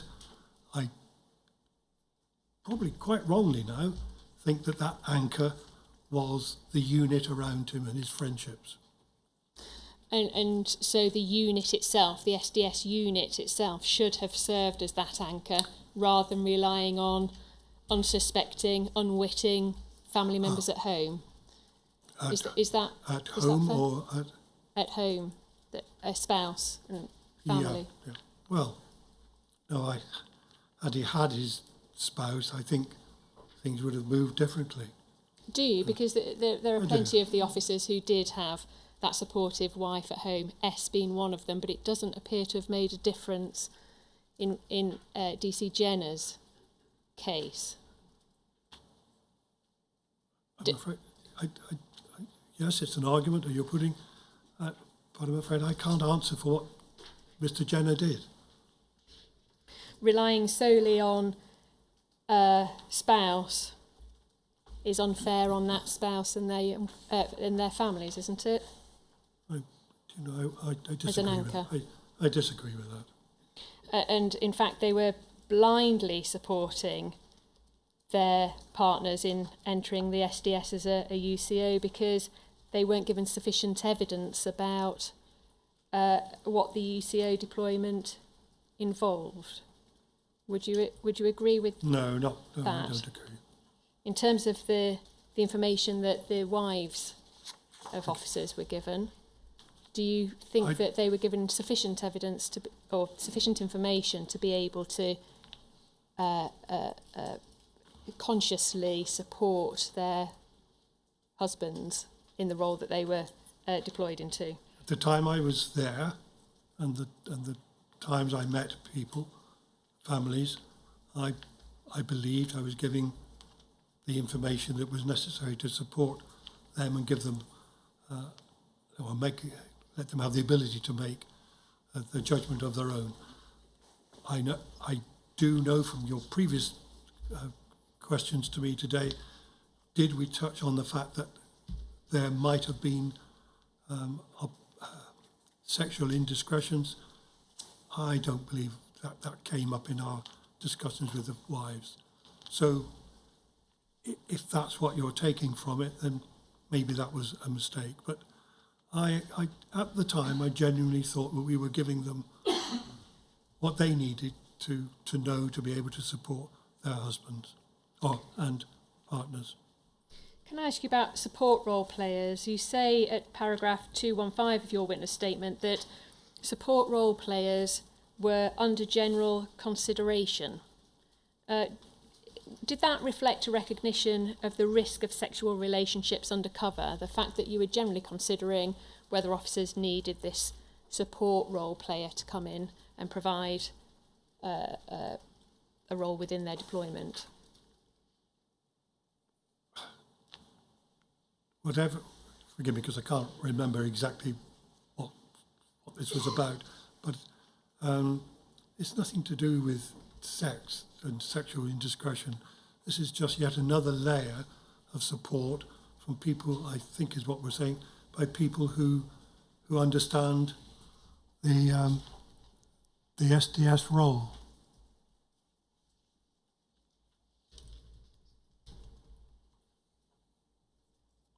So I went, all right, let's go back, because I'm uncertain what is meant by my rule.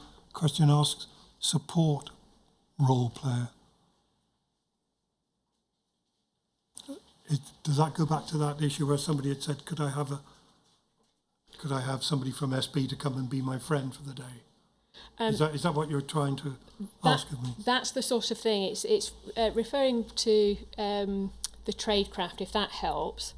So the tradecraft manual says that if you need to, it may be that you can ask back office for help, yes. Yep. or have a fleeting, disastrous relationship. Can you recall whether anybody did ask you for help in that way? Okay. No, I don't recall that being the case. Was that again, forgive me, I'm not saying they didn't, but okay. I do not remember somebody saying, can I have somebody meet me? Now, may I mean, if I don't want to jump ahead, I can name, I believe Mark Jenner used an old school friend when he was away on a meeting, on an activity, and he happened to come across his school friend, using him in that respect, and carried on the conversation. So that was somebody as a support, a role player for Mark on that one occasion that I was aware of. Do you recall HN78 DS Trevor Morris using a civilian member of his family as a support role player? No, I don't. Not at all. He actually names HN86, your predecessor, as somebody that said to him, you'll have to sort it out yourself. Do you remember anything in relation to that? No, I know you weren't don't. there at the time, but No, you don't. Not at all. You haven't received that information. It's not. I would like to think that that's not how I would act.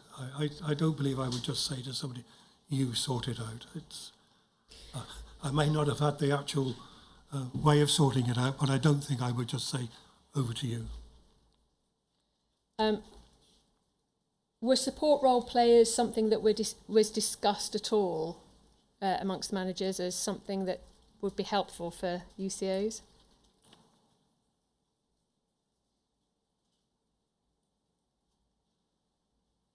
I can't remember, but it might have crossed our bows at some stage to say, well, look, that's been suggested, what do you think?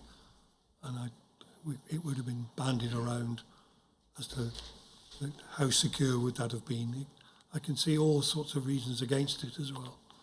Sorry, just to clarify, I did suggest to you that Trevor Morris said that, asked HN86 for a support role player. I know. And it was HN86 that said, sort it out yourself. Okay. But in fact, his evidence is that he said that to either you or HN86. But your evidence remains the same, that you wouldn't have said those words to him. I would not have said that.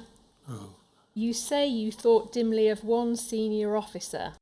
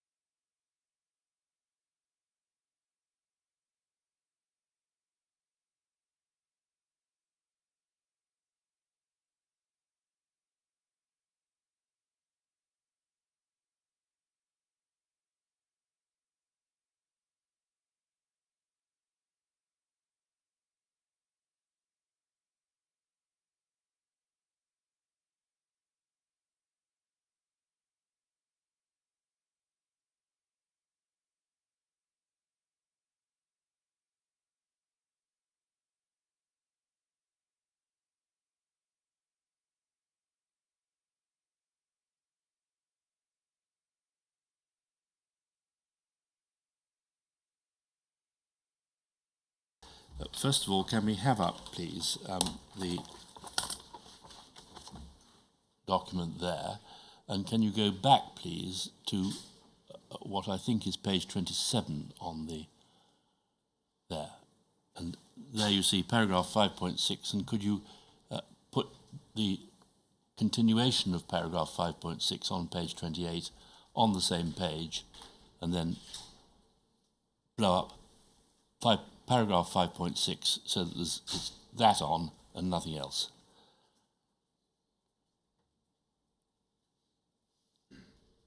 Hand over the page.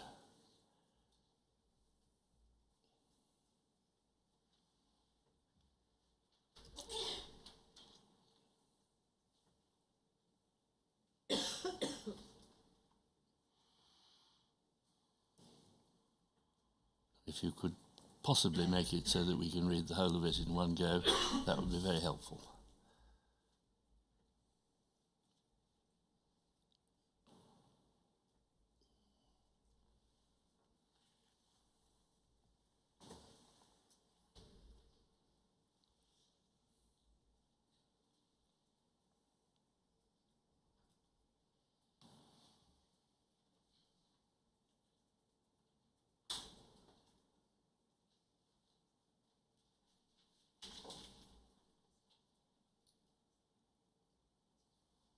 There's another 1 or 2 lines.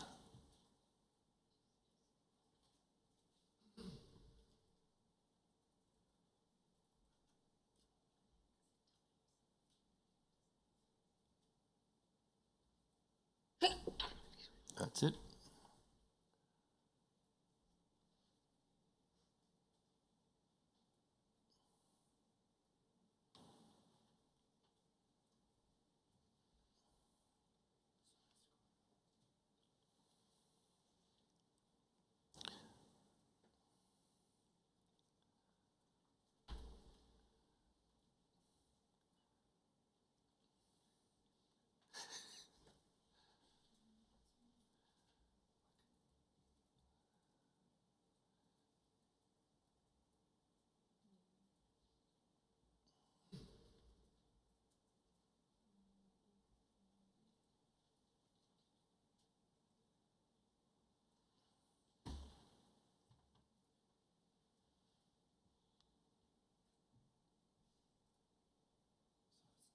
That's the best you can do, is it? Is that? Can you read that? I cannot do so, thank you. Take your time, as much time as you want to read paragraph 5.6.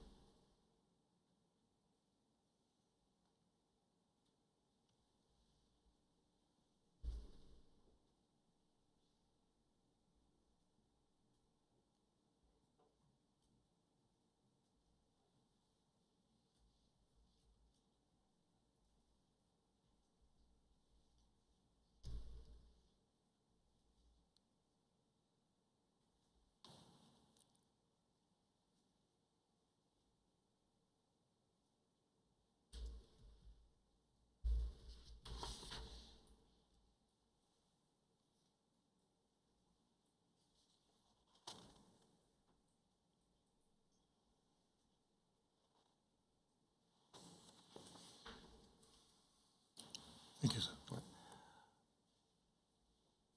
I want to ask you about answers you've given in relation to this part of the Tradecraft Manual.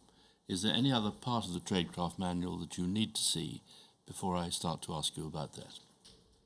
I think not. No.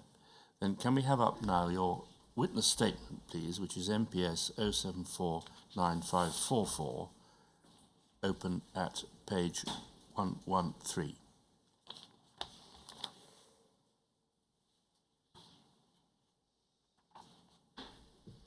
It's on the screen, but by all means look at it in print if you prefer to do that.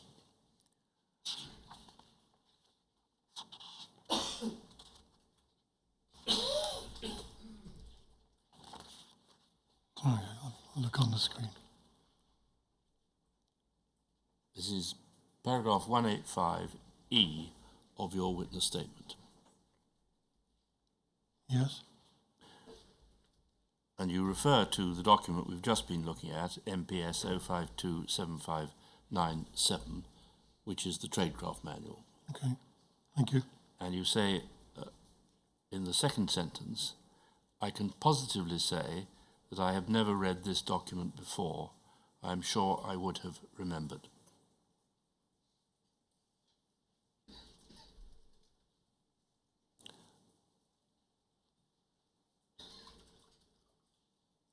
In your evidence, you said that you must have found the Tradecraft Manual useful. You must have read it, but you don't remember doing so. Okay, sir, yes? Well, I the know two that- answers are not Yeah, consistent. One says you can positively remember, you can positively say you've never read the document before, and the second says you must have read it, but you can't remember doing so. I would say that it's my second answer, the one today, which is probably the one it's very difficult, sir. I recall there being, as I've said, I recall there being a Tradecraft Manual. But when I was shown that part of the manual, when I was making my statement, I would say what I said there is absolutely right. When I was asked about it and I was making my statement, I don't believe I'm saying there I don't believe I did. I'd seen it before. I think what I'm trying to do is say, well, because it was a document available, it seems like I must have seen it, but I don't recall seeing it. Do you see the difference between I do. asserting, as you do in your witness statement, you could positively say you've never read it before, and saying, I can't remember whether or not I have?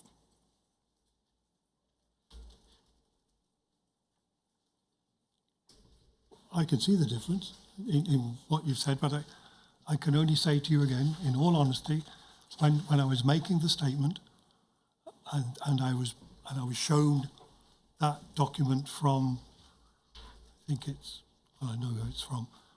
I think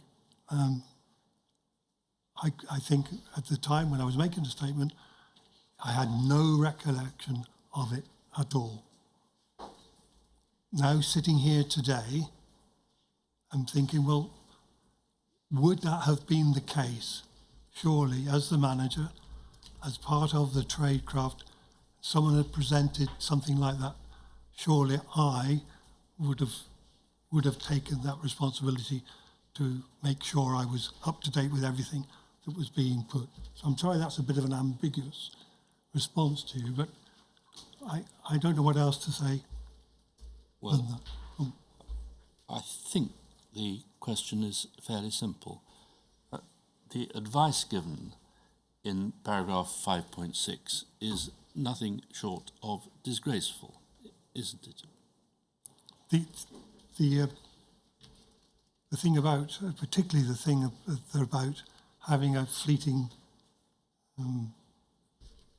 moment with somebody, that is wrong, yes.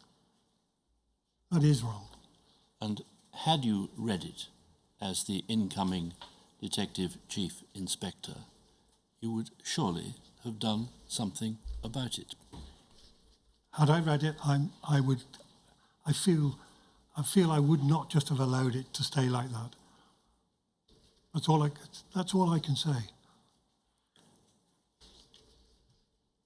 I think, you're right. It's not something I could would have allowed to have continued without having some recourse to discussion.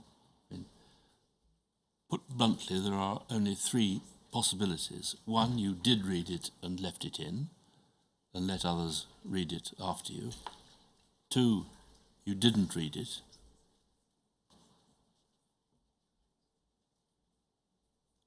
And three, you didn't take it in.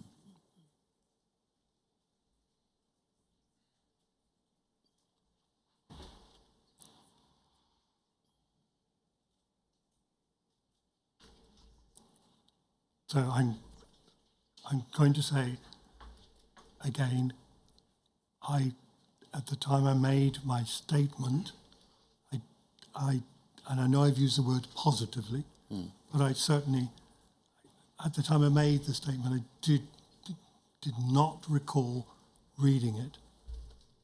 But having now had an opportunity more than once to have had that document shown me, I find it difficult to think that I would not, as the manager, incoming, not have read as much as I possibly could around the whole of the SDS operation.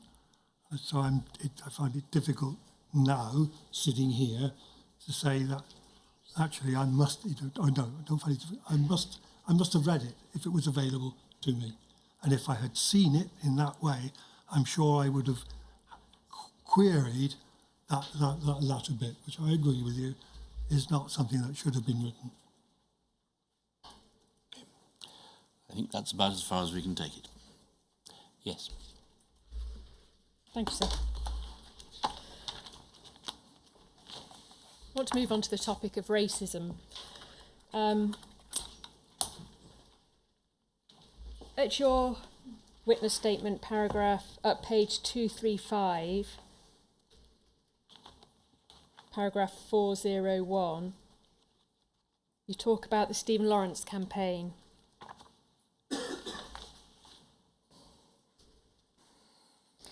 And we can see moving to, sorry, no, not that bit. Sorry, from the Stephen Lawrence campaign onwards, I want to take you to page 237, paragraph 404B. You say you can't specifically recall any conversations with anybody at work about the murder or the subsequent inquiry into it.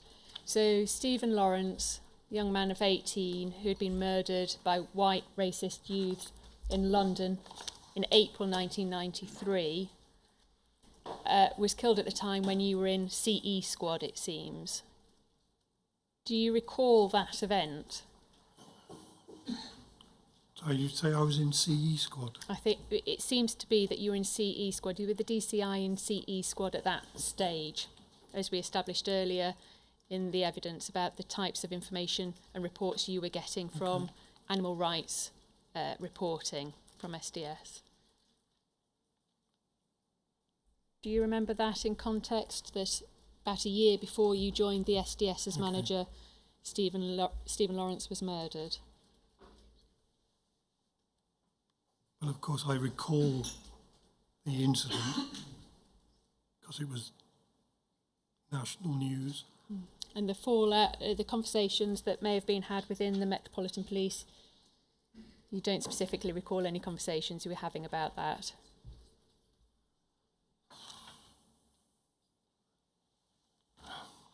No, I can't recall that, and I'm still wondering whether actually I was on CE squad. I know we've talked about it, and I can't remember when I was on. I can't. It would be good for me to know the date that Stephen Lawrence was murdered, and whether you're now asking me were the conversations on that day or thereabouts. Well, he was murdered on the 22nd of April 1993, and what I'm asking you about is, subsequent to that, were there conversations about Stephen Lawrence's murder, and then the campaign that quickly established itself after that to seek justice for Stephen? Right, I don't recall any conversations like that, but it would help me to know whether I was C squad or B squad. I think you were CE squad. I know at you that keep stage. saying this, but okay. But I don't. Anyway, I do not recall specifically having conversations about the murder. It appears to be around the time that you were receiving information about animal rights demonstrations and that sort of thing when you were... And the London Boots Action Group, you were receiving reports about that Okay, around that time. If it's around that time, that's... Okay. That doesn't jog your memory? No, it doesn't. You say in paragraph 404C, I cannot say that I had any understanding as to the SDS role, specifically in relation to the Stephen Lawrence Justice Campaign and the Macpherson inquiry. I cannot recall when that campaign started. So the campaign would have started very shortly after Stephen was murdered. The Macpherson inquiry was only announced properly in July 1997, so that's the month that you left the SDS, and you retired at that point, I think, didn't you? That's correct. So I'm not going to ask you questions about the Macpherson inquiry, but what I would like to ask you questions about is the campaign and the reporting that touched on the campaign through the SDS. Were you receiving reports in CE Squad about the campaign, and as customer to the SDS, were you interested in that campaign? I don't recall receiving them, but I must say I suspect I would have received, there would have been something across my desk. But I think in relation to the Stephen Lawrence campaign itself, our role would have been no more than identifying any issues that would have arisen from the campaign that would have affected public order within London. I don't see any other part that we would have had in that. Do you recall putting in requests to HN86 or HN67 to get more information about the campaign? No, I don't. No, I certainly don't. Peter Francis suggests that he was asked specifically by HN86 to get information about the campaign and the people involved in that campaign. He says at paragraph 245 of his witness statement, he was asked to find any information that is true but which could portray the campaign or the family in a negative light, or even destroy the campaign. It could have been anything: radical, left-wing, political affiliations, drug use, an unhappy family home. Were those the sorts of things, the type of reporting that you might have expected from SDS? Let me say quite categorically, absolutely and utterly no. This is, again, another fantasy from that man. It's extraordinary. And I do recall, I can refer to an Op Hearn statement that I made long before I was involved in, long after I came off of SDS. There was some talk, and I think this is what this is alluding to, of smearing the Stephen Lawrence campaign, the Stephen Lawrence family. I find the use of that word utterly abhorrent. It was absolutely, I would never have allowed that. I would never have asked anybody.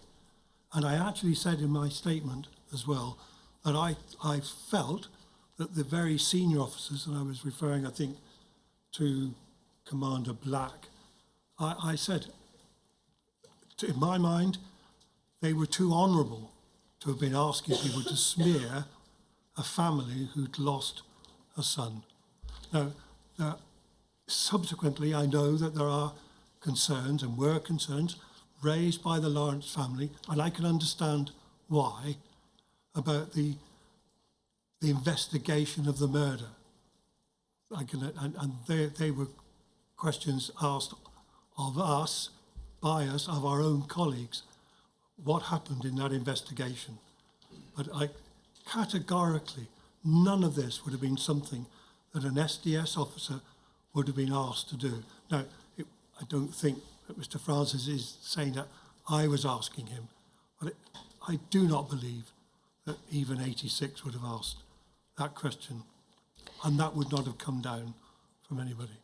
Mr. Francis has qualified what he meant by the word smear. It's not to make up information about somebody, but it is to report facts as seen by an undercover officer and put it in reports. Now, earlier in your evidence, you said the type of reporting that included information about somebody's abusive history, very, very personal details about people, is the sort of information that would be included within special branch reports. And your evidence was that it was just anything that people hoovered up, that would be put into special branch reporting. That was the type of information that you would expect to see. Is that sort of information that Mr. Francis talks about, drug use, left-wing radical political affiliations, unhappy home life, the sort of thing, putting aside the fact that it was to do with the Lawrences, is it the sort of thing you would expect to see in special branch reporting? Unfortunately, I think that we're talking about two different things here. The Stephen Lawrence campaign and the Lawrence family would never have been targeted. The Stephen Lawrence campaign might have been something we'd have looked at, but the Lawrence family itself, we wouldn't. Well, I'm saying I would never have countenanced that intrusion into the family. The campaign is different in respect that the campaign can involve other organisations, particularly left-wing groups, who want perhaps to use that campaign, as they do for many other campaigns, to foment trouble on the streets of London, not the family itself. That would have been anathema. I'm sorry. So what are you saying distinguished the Lawrence family from other persons involved in campaigns? Why was their private life, as you say, so sacred and not others? When we talked this morning about that, we were not talking about people who were not involved in some way, and I mean by that actively involved in some way. The people we were talking about were activists of a type who it would have been useful to have information about.